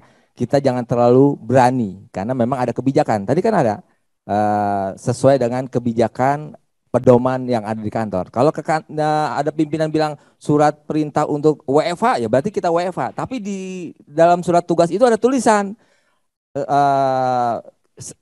bisa kapan saja jika dibutuhkan datang ke kantor, ya kan? Berarti kita tidak full WFA juga nggak apa-apa, tapi tetap prokes kesehatan dilakukan. Kadang-kadang walaupun saya ada WFA, pimpinan saya manggil ya saya datang, gitu kan? Kalau misalnya saya nggak datang, kasih penjelasan alasannya, gitu kan? Karena mungkin memang lebih enak tuh komunikasi tatap muka langsung, tapi karena pandemi ya kita harus ngurangi saja. Mana yang penting, WFA atau ke kantor atau hasilnya, semuanya penting Pak, ya. Karena kita juga harus bisa menempatkan diri, harus melakukan apa. Kemudian apakah kita harus menyelesaikan tugas kita dulu? Kalau tugas kita sudah selesai dan cepat, ya kita nggak ada salahnya kita silaturahmi ke bidang lain atau ke bagian lain atau ke pimpinan, ngobrol, tanya apa yang bisa saya bantu gitu. Walaupun mungkin ada orang yang berpikir, cari muka nih, cara itu nggak apa-apa. Yang penting kan niat kita baik. Yang tahu motif kita kan hanya diri kita dan Sang Pencipta. Orang lain hanya lihat luarnya saja. Biasanya kalau saya kerja sudah selesai, yang ditugaskan pimpinan, terus saya silaturahmi ke bidang 1, ke bidang 2, ya ada Pak Nusirman, ada Pak Asep, Kuneta, ya Pak Denny, saya silaturahmi ngobrol. Ternyata tanpa disadari dengan bicara itu silaturahmi itu kadang-kadang ada sesuatu hasil diskusi kita yang bisa membuat sesuatu pikiran saya jadi lebih kreatif. Oh iya ya, ucapan beliau bisa saya pakai. Jadi lebih efektif lagi ke depannya. Jadi belajar itu tanpa henti dan tidak mengenal usia. Apalagi saya yakin Pak dulu bilang, saya pernah webinar, ada pertanyaan yang mayoritas sering dilakukan. Bapak Denny, kami sudah usia, udah 50 tahun ke atas, saya udah nggak bisa digitalisasi kan gitu kan. Usia pensiun saya tinggal 2 tahun lagi. Saya agak keras Pak, walaupun saya bukan decision maker. Kalau Bapak Ibu tidak beradaptasi dengan digitalisasi, Bapak Ibu harus beradaptasi, belajar digitalisasi. Kalau tidak mau dan tidak mampu, lebih baik mengundurkan diri, pensiun dini. 2 tahun, ya kan? Ada berapa bulan? 12 bulan kali 2, 24 bulan. Per bulan dapat berapa juta? Masa tidak mau beradaptasi? Masyarakat itu terus bekerja keras. Dan kita harus belajar keras untuk memberikan pelayanan kepada masyarakat. Itu mungkin Pak Sutoro yang bisa saya sampaikan. Tapi ini hanya pengalaman pribadi saya. Jadi jawaban yang pasti mungkin sesuai tergantung situasi kondisi Pak Sutoro. Terima kasih Pak Sutoro. Terima kasih kembali Pak Dr. Denny. Sama-sama Pak Sutoro. Sampai ketemu lagi di Jambi. Iya. Ya, jadi intinya beradaptasi ya. Siap. Jadi dengan hal situasinya kondisi seperti ini, berarti kita butuh punya keahlian dalam beradaptasi dalam setiap apapun yang terjadi ya. Nah untuk itu ada lagi penanya berikutnya. Di sini ada Pak Padil ya tadi. Kalau tidak salah ya Pak Padil ya. Mana Pak Padil ya? Atau di sini ada Pak EF Saiful. Baik. Nah, silakan Pak EF. Baik, terima kasih Ibu moderator. Pak Denny, terima kasih paparannya. Saya kira sangat menarik ya, bagaimana menjadi bawahan yang baik begitu. Tapi saya ada sedikit pertanyaan begini Pak Denny. Kadang-kadang kan persepsi tentang bawahan yang baik itu sangat bergantung pada bagaimana cara pandang seorang atasan kepada bawahan. Betul. Ada kalanya atasan itu menganggap bawahan yang baik itu adalah yang siap, yang sanggup dan mau melaksanakan apapun yang diperintahkan oleh atasan gitu. Betul.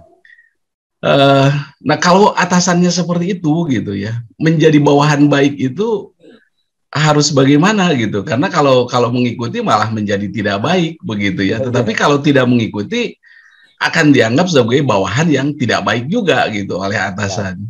Siap. Mohon masukan Pak Denny, kira-kira dalam kondisi seperti itu harus seperti apa kita menyikapinya. Terima kasih Pak Denny, Ibu Moderator, terima kasih. Siap. Terima kasih Pak EF. Mohon izin Pak EF Saiful dari mana Pak EF? Saya dari BPSDM Jawa Barat Pak Denny. Oh siap, waduh. Bandung Pak, siap. Tapi dia suara di sana. Siap, sama. Jadi izin Pak EF, jadi memang kadang-kadang saya mengalami jadi bawahan dulu pernah. Pimpinan menyuruh tugas minta bantuan ke setiap anggotanya sama. Nah, anggotanya sama. Ada yang jawabannya siap tidak melakukan, ada yang bisa jawabannya siap tapi melakukan, ada yang menolak tapi sopan, Pak. Gitu kan? Nah, dia malah sayang sama yang menolak tapi sopan daripada siap-siap tidak mengerjakan. Jadi kita sebagai bawahan juga bagaimana cara komunikasi penyampaiannya, penolakannya sebagai bawahan yang enak diterima sama pimpinan. Dan mungkin nanti pimpinan akan berpikir lagi yang lain. Oh, yang dia ini si A ini yang menolak, saya pekerjaan apa ya yang lain. Paling nanti pimpinan harus juga punya kemampuan untuk coach sebagai coach. Coach itu mendamping, Pak. Coach itu kebetulan saya kan coach, Bapak juga coach, Pak Ep ya. Iya. Coach itu kan bukan untuk memberikan jawaban, tapi memancing pertanyaan terbuka sehingga nanti bawahannya menjawab panjang lebar, di situ nanti terjawab sendiri. Jadi ada prinsip coach itu, Pak, 5W. Why, dan why. Misalnya, wah Pak, saya nggak bisa. Kenapa kamu nggak bisa? Kenapa kok bisa begini? Ditanya terus sampai detik. Akhirnya dia malu sendiri. Iya ya, kenapa saya bisa? Jawabnya nggak bisa ya. Sebenarnya saya bisa selama saya mau berkolaborasi, bertanya dengan orang lain. Jadi pimpinan, saya yakin pimpinan intonasinya juga ada yang baik, ada yang tidak. Tapi kita sebagai bawahan, please change our mindset supaya kita penerimanya tetap positif. Mungkin memang budayanya intonasinya keras gitu kan. Budaya mungkin Timur, Sumatera, Jawa kan beda-beda Pak. Kadang-kadang suka ada orang tersinggung padahal sebenarnya maksudnya baik, cuman intonasinya beda. Itu mungkin Pak Ep yang bisa saya sampaikan. Baik, terima kasih Pak Denny. Cara Terima kasih. sopan gitu. Makasih ya, Pak Ep. Makasih Pak Denny. Terima kasih. Jadi intinya 5W ya Pak Ep ya. W. 5W. Ya baik, selanjutnya di sini juga ada yang mau bertanya nih, ternyata makin hangat. Di sini ada Pak Wardi Nazman. Nah, gimana kabarnya Pak? Oke. Nah, ya. Oke. Ini senior saya juga ini. Baik. Aduh, senior semua. Ya, silahkan. Baik, sangat menarik ya apa yang disampaikan oleh Coach Denny, terutama bagi kita dan bagi keluarga yang sebagai staff ya, dimanapun kita adalah staff. Dan ini semuanya penting dan memberikan masukan yang luar biasa ini. Baik, ada yang sedikit kita mau tanyakan. Di era digital ini, nah terkadang kan ada sifatnya memberikan atasan itu lewat WA. Nah, kadang-kadang lewat WA itu ada yang sempat lihat, ada yang tidak. Nah, sekarang pertanyaan saya, apakah itu sudah termasuk perintah? Ya, apakah itu sudah dalam kategori memenuhi persyaratan tata naskah dinas? Ya, karena ini kan tugas. Ada yang karena dia terlambat, itu kan sudah ada di WA. Oh, ternyata itu perintah. Jadi pemahaman ini di era digital ini barangkali perlu ditindaklanjuti dalam bentuk ya tata naskah dinas. Kalaupun WA-nya misalnya apa, itu gimana ini menyikapinya? Ya.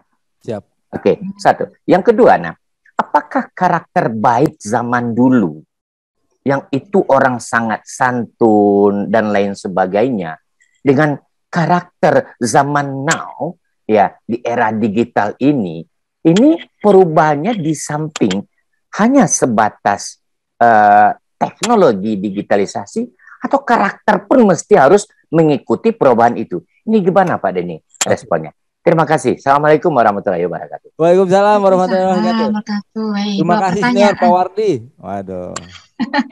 Dua pertanyaan nih. Ya. Gimana Pak? Pertama, Pak Wardi senior saya di Bukit Tinggi, mudah-mudahan selalu sehat. Saya pernah ke rumahnya, dikasih makanan ikan luar biasa. Mudah-mudahan kesana lagi Pak ya. Oke. Ditunggu semuanya. Amin. Jadi tata naskah dinas perlu, tapi kita mendingan fokus output dan outcome-nya dulu Pak. Tata naskah dinas mungkin bisa menyusul karena terus terang Pak, saya kalau ditugaskan sama pimpinan, saya laksanakan dulu. Saya nggak nunggu mana surat tugasnya, enggak, saya laksanakan dulu. Ya, kalau misalnya nanti karena mungkin kesibukan masing-masing Pak ya kesibukan masing-masing, ya, apalagi keterbatasan waktu dan pandemi banyak yang sakit, apalagi Pak ya di kantor banyak yang sakit, ya udah, Pak Denny tolong ke Bank Mandiri ya, ke Universitas Bank Mandiri. Oke siap Pak Kapus. Saya tidak menanya mana surat tugasnya Pak, tidak. Saya hanya kepengen saya memberikan pelayanan sesuai dengan arahan pimpinan. Nanti surat tugas dibikinin, alhamdulillah, nggak dibikinin nggak apa-apa. Yang penting saya komunikasi, yang penting saya memberikan manfaat ke orang lain gitu Pak.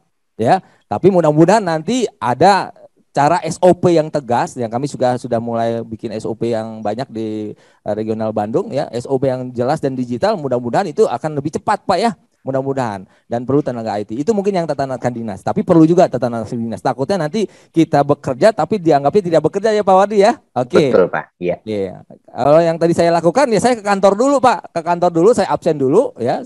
Ya, nanti kalau dibikinkan surat tugas berarti absen saya angus kan, kalau enggak ya absen saya masih berlaku. Jadi itu.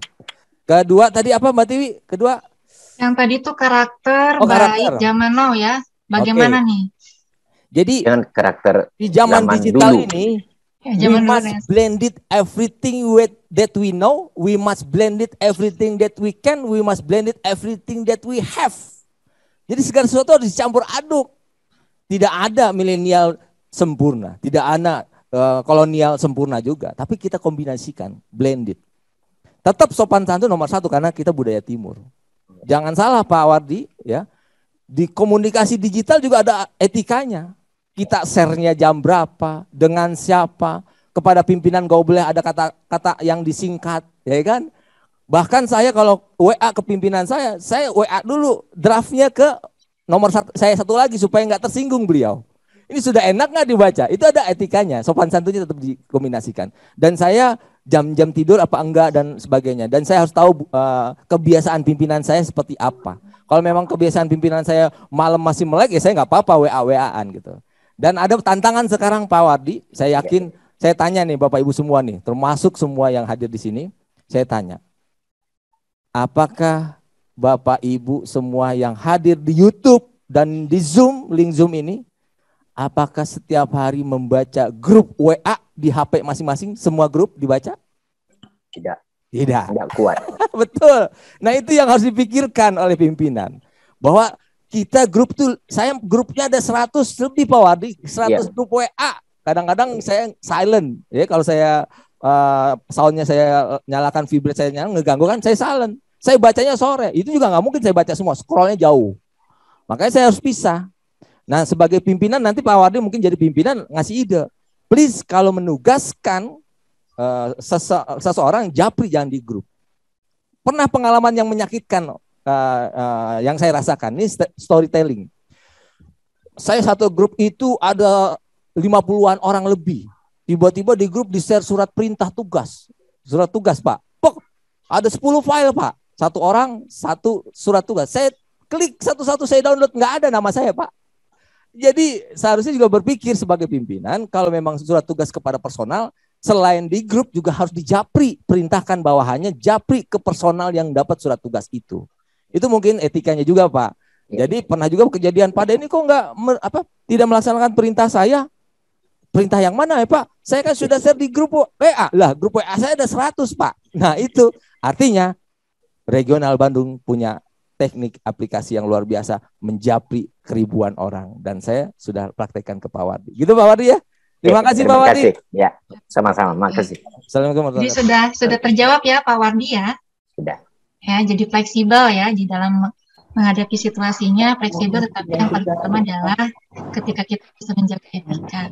Nah, selanjutnya di sini juga ada sih yang nanya di chat-chat. Ada di sini dari Pak Andes, Pak Denny, Pak Andes Indra.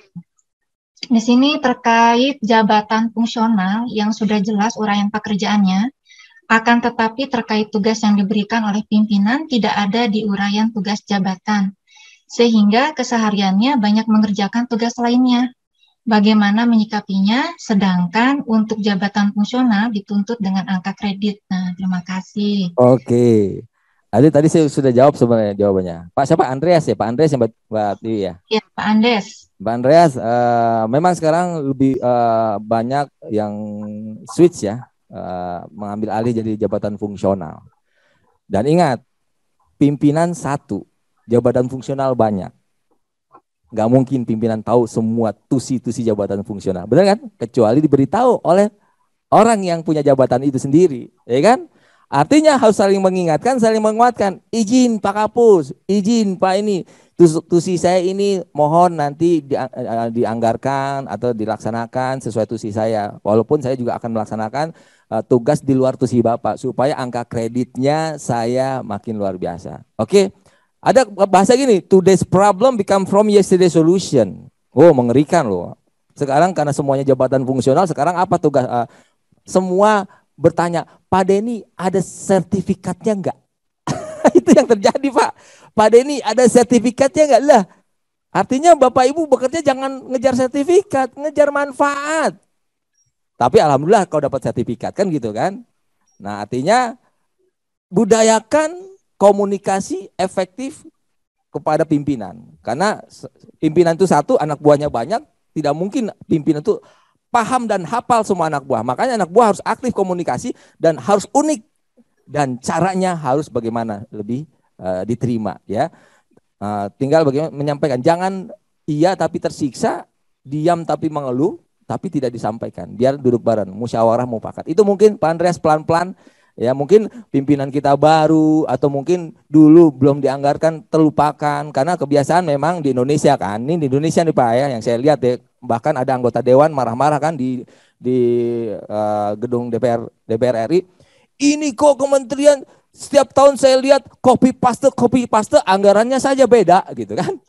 Padahal kan kita harus lihat secara bersama visinya apa, visi, misi, tujuan, sasaran, program, kegiatan sampai sub kegiatan. Visinya satu, misi lebih dari satu. Misi satu, tujuan lebih dari satu. Tujuan satu, sasaran lebih dari satu. Sasaran satu, program lebih dari satu. Program satu, kegiatan lebih dari satu. Kegiatan satu, sub kegiatan lebih dari satu. Nah, di situ harus duduk bareng, saling mengingatkan, saling menguatkan. Dan jangan hanya orang perencanaan yang memutuskan, tapi orang perencanaan juga menerima masukan dari jabatan fungsional yang ada di organisasi masing-masing. Itu Pak Wardi, Pak Andreas. Terima kasih. Assalamualaikum warahmatullahi wabarakatuh. Waalaikumsalam. Ya, terima kasih ya. Jadi tadi sudah disampaikan dari pertanyaan Pak Andes, tapi di sini juga ada di dalam chatnya, ada yang bertanya lagi nih Pak Denny. Siap. Di sini dari Pak Rianto BPK. Nah, izin bertanya. Ya, kecenderungan pimpinan tidak menerima ketidaksetujuan. Itu dianggap sebagai tidak loyal. Jarang ada pimpinan yang menerima ketidaksetujuan, apalagi atas keputusan yang diambilnya. Bagaimana cara menyikapi atau menghadapi hal tersebut? Terima kasih. Pak siapa tadi Mbak Tiwi? Pak Rianto. Pak Rianto dari BPKRI. Wah, luar biasa. Oke, terima kasih Pak Rianto. Pertanyaannya, saya coba merespon ya. Sebelum saya di birokrasi, saya pernah kerja di Deutsche Bank, di Henkel Indonesia, perusahaan Jerman. Deutsche Bank, Bank Jerman, Henkel Indonesia, perusahaan Jerman, saya bagian accounting. Saya lihat ternyata tidak semua organisasi, baik swasta atau birokrasi, pada saat masuk pertama, kita tahu karakter. Kita tidak dikasih tahu list karakter pimpinan kita seperti apa. Kita tidak dikasih tahu list bawahan kita seperti apa. Saya lihat, saya pernah baca dan saya sudah mengalami, itu saya dites DISC. DISC itu karakter orang ada 4. Teori siapa saya lupa namanya, tapi D itu dominan. I itu influence, S itu steadiness, C itu compliant. D itu dominan. Coba bayangkan, Bapak Ferdinand, bayangkan, pasti ada pimpinan atau bawahan belum ditanya sudah banyak bicara. Tapi itu ada positif, ada negatifnya. Kemudian yang influence itu mempengaruhi orang. Pasti di kantor Bapak Ibu ada saat rapat, ada yang mempengaruhi, ayo kita rapat. Ngapain rapat, isinya itu aja. Itu pasti ada positif, ada negatifnya. Ada steadiness di lingkungan kerja Bapak Ibu, di pimpinan atau bawahan, ada jarang bicara tapi kerjaan beres. Dia jarang gosip tapi kerjaan beres. Itu steadiness. Nggak mau perubahan secara ekstrim. Terakhir, compliant itu detil. Nah, yang jadi masalah saya lihat, tidak semua organisasi di bagian kepegawaiannya atau bagian human resources department-nya, itu ada karakter masing-masing individu yang ada di dalam organisasi itu. Makanya idealnya sebelum kita bicara sama pimpinan sebelum bicara sama bawahan harus tahu karakter masing-masing bawahannya. Jadi tahu bagaimana cara komunikasinya. Dengan karakter yang berbeda, cara komunikasinya pun harus berbeda. Itu mungkin solusinya. Gitu Bu Tiwi, Pak Ferdinand, makasih. Jadi jawabannya Pak Rianto itu adalah bisa mengenal karakter masing-masing ya. Berarti kalau sudah mengenal karakter masing-masing berarti harus kenalan dulu nih. Iya, kenalan atau dites karakternya. Ada apa ya, psikologi kan, psikiater bisa ada alat toolsnya dites. Nanti kita ada hasilnya semua individu di organisasi baik pimpinan sampai bawahan tuh tahu kita karakternya. Gitu, Bi. Nah, baik ya. Nah, Pak Denny di sini juga ada yang mulai ada resen lagi. Gimana tuh ini ya sebelum kita tutup ya? Boleh ya? Boleh. Di sini ada Pak Rio Setiawan. Pak Rio Setiawan akan, nah silakan Pak Rio. Oke, terima kasih atas kesempatannya moderator. Assalamualaikum warahmatullahi wabarakatuh. Waalaikumsalam warahmatullahi wabarakatuh, Pak Rio. Izin Pak Denny atas kesempatannya. Yang mau saya tanya, pada Undang-Undang 5 di Undang-Undang 5 sama PP 11 itu kan di situ disebutkan ada PNS itu minimal 2 tahun, maksimal 5 tahun dan untuk mutasinya ya. Yeah. Apakah impact dari tidak melaksanakan itu berdampak kepada kejenuhan dari staf itu sendiri untuk menjadi staf yang baik? Karena banyak ada, dan itu membuat kecenderungan bakal membuat bias-bias. Dimana kalau ada seorang yang sudah lebih dari 5 tahun namun dia tidak dipindahkan, dan walaupun ada juga yang memindahkan tapi cuma beda subak doang di satu subdit, apakah itu berimpact kepada dia tidak ada motivasi, dan bisa juga efek buruknya dia malah bisa membuat hal-hal buruk di situ karena dia sudah tahu potensi-potensi di situ dan dia bisa bermain di situ. Itu yang pertama. Yang kedua, apakah berimplikasi juga terhadap untuk menjadi PNS yang baik karena reward dan punishment tidak dilaksanakan dengan baik? Betul. Contohnya saja seperti misalnya kita sama-sama tahu kalau misalnya kayak di DKI Jakarta dengan tunjangan yang tinggi tapi dengan punishment juga yang tinggi, berimpact kepada pelayanan yang baik gitu. Betul. Karena kan kamu sudah digaji, kalau kamu tidak melaksanakan ketentuan yang telah dia sepakati, kamu dipecat, katanya seperti itu. Betul. Itu seperti yang dilakukan oleh swasta seperti Betul. Itu. Apakah, dan itu yang agak sulit diterapkan di kementerian yang saya lihat daripada di Pemda yang punya anggaran lebih besar. Namun ada juga yang kementerian yang punya yang RB-nya sudah tinggi seperti Kementerian Keuangan, BPK, dan itu meningkatkan kinerja mereka sendiri. Betul. Nah, itu yang mau saya tanyakan, Pak. Terima kasih. Wah, luar biasa pertanyaan Pak Rio ini, luar biasa. Terima kasih Pak Rio. Siap. Mbak Tiwi. Ya, silakan. Oke, Pak Rio. Oke, jadi memang swasta dan negeri. Pertama nih, ini jawabnya harus hati-hati, sensitif. Pertama, saya belum pernah melakukan penelitian, tapi saya mendengarkan pengalaman orang lain dan hasil penelitian orang lain, saya lupa. Jadi memang ada tingkat kejenuhan kalau memang seseorang ditempatkan di tempat yang sama. Jadi ini juga perlu ada refreshing, jadi dimutasi ya, dimutasi di tempat yang baru. Tapi sebenarnya tergantung karakter, tergantung mental modelnya ya, tergantung mental modelnya. Menurut saya kalau mental modelnya kerjanya tulus, punya integritas, puluhan tahun, belasan tahun di situ kerjanya, dia tidak akan melakukan sesuatu yang negatif ya. Makanya harus ada evaluasi, MONEF ya, MONEF, monitoring evaluasi secara individu, ya kan? Ini tetap dipertahankan atau tidak. Nah, kalau kecenderungan dia lama di situ melakukan sesuatu hal yang negatif apa enggak? Kemungkinan iya, kemungkinan juga tidak, Mas Rio ya. Jadi tidak semuanya ya. Contohnya, jadi kejenuhan itu bukan jabatannya, bukan tempat kerjanya, tapi cara kerjanya individu. Ya, saya jadi Widai Suara misalnya sudah puluhan tahun ya. Saya Widai Suara terus kan. Tapi ya saya berpikir kreatif supaya kita nggak jenuh. Cara ngajarnya gimana? Dulu non digital, sekarang digital, blended malah. Dulu klasikal, sekarang saya belajar terus. Akhirnya tidak jenuh akhirnya cara penyampaiannya. Itu salah satu. Jadi jawabannya mungkin bisa jadi korupsi, mungkin juga tidak. Tergantung karakter. Makanya harus ada MONEF dan perlu ketegasan dari pimpinan, betul ya, Mas Rio ya. Jadi pimpinan harus tegas. Nah, pimpinan saya yang baru ini ya dia melakukan yang rotasi, mutasi. Karena ada beberapa ada kejenuhan, katanya, biar nggak jenuh gitu. Ada niat kebaikan gitu. Yang pertama, Mas Rio. Yang kedua, memang agak berat memang. Makanya Pak Jokowi sudah mengakomodir ide dari Mas Rio itu, ya mau dibikin seperti swasta. Makanya nanti PNS mungkin jadi P3K semua kan, ya kan? Jadi mau pecat kapapun semua langsung pecat. Yang kinerjanya nggak bagus, nggak kreatif, nggak selalu ada di zona nyaman, ya udah dikeluarkan saja kan P3K gitu kan. Makanya pelan-pelan nih sekarang difungsionalkan semua biar Pak Jokowi melihat nih mana yang aktif digital, mana yang enggak, kan jejak digital kelihatan. Benar kan? Tapi aktifnya jangan hanya jadi peserta gitu. Kan? Tapi bagaimana aktif memberikan manfaat, aktifkan YouTube-nya, WhatsApp-nya dan sebagainya. Dan saya yakin Pak Jokowi sudah sedikit demi sedikit perlahan-lahan budaya swasta dimasukkan di birokrasi. Makanya yang SKP-nya kinerja yang nggak bagus, kelihatan digitalnya enggak, udah merit system gitu. Jadi yang bisa saya respon seperti itu, ya kita akan dibuat seperti swasta, walaupun tidak profit oriented, kita tetap benefit oriented. Tapi ada jawaban yang luar biasa. Waktu saat saya ke Australia, pernah saya ke Australia waktu itu, saya ke ANU, Australian National University, Canberra tahun 2009. Tahun 2016 saya di Sunshine Coast University 2016. Saya nanya kepada profesor dari Australia, namanya Prof. Brenda. Saya nanya, pakai bahasa Indonesia aja ya. Prof, bagaimana cara menerapkan reward punishment kepada anak buah yang kinerjanya nggak maksimal? Gitu Mas Rio pertanyaannya. Jawabannya luar biasa Mas Rio. Dia jawab simple. Saya tidak pernah memikirkan punishment.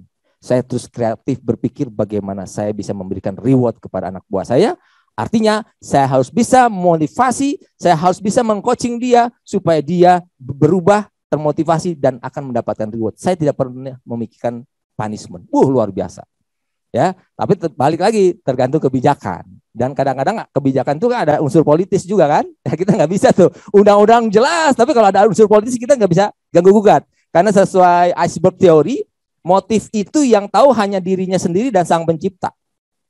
Jadi siapapun yang berdebat ya sudah, kita jangan ikut-ikutan berdebat karena motifnya hanya dia yang tahu gitu. Siapapun yang bersaing di pilpres, pilkada, kita nggak usah berdebat karena yang motifnya yang tahu masing-masing dan sang pencipta. Kita mah hanya masuk TPS, tusuk siapapun presidennya, kita jadi pelayan. Gitu Mas Rio ya. Terima kasih Mas Rio. Silakan Mbak Tiwi.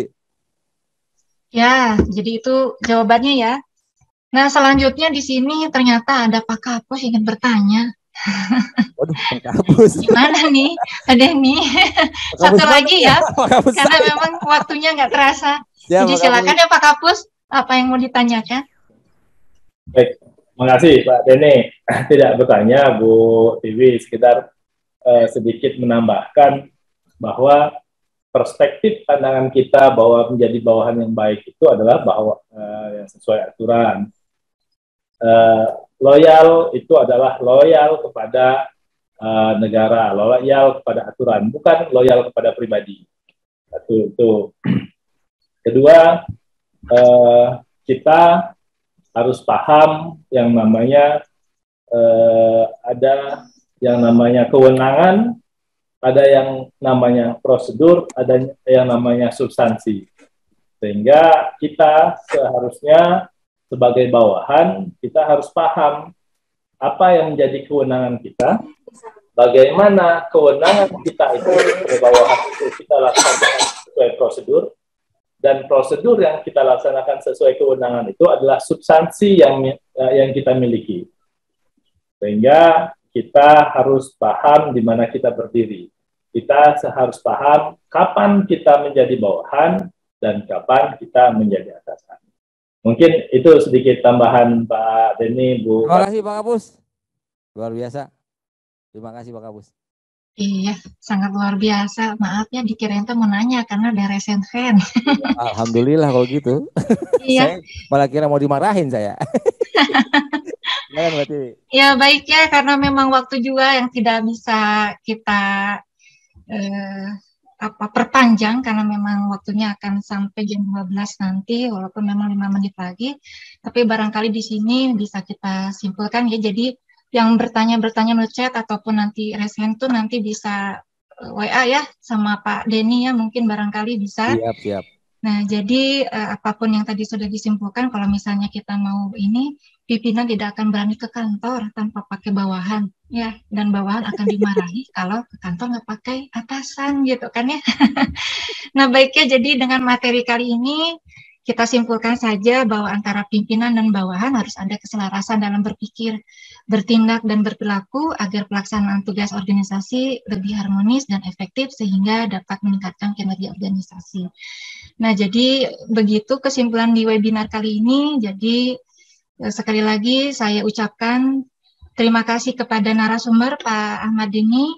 Sama-sama terima kasih Mbak Tiwi, Pak Kapus, terima kasih saya sudah diberi kesempatan untuk menjadi narasumber, teman-teman semua tim. Terima kasih.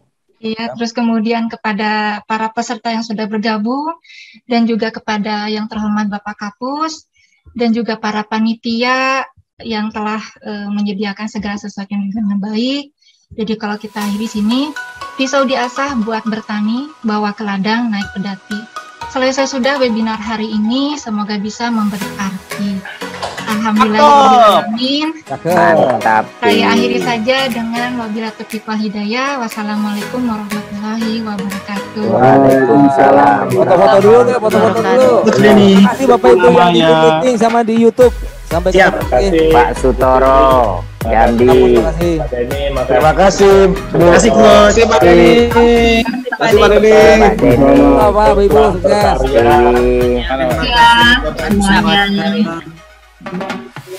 Mantap, hebat. Mantap, mantap. Kasih Pak Denny. Ibu, Bapak Ibu, sampai ketemu Pak Kapus. Makasih. Teruslah berkarya. Biar teman-teman juga bisa melihat Pak Sutoro, Jambi. Ya Pak. Jangan lupa subscribe Pak Denny SDM Regional Bandung. Terima kasih Pak Denny. Terima kasih Pak Denny. Tunggu acara berikutnya Pak Denny. Ditunggu di Jambi. Biar nggak double-double. Acara berikutnya Pak Denny.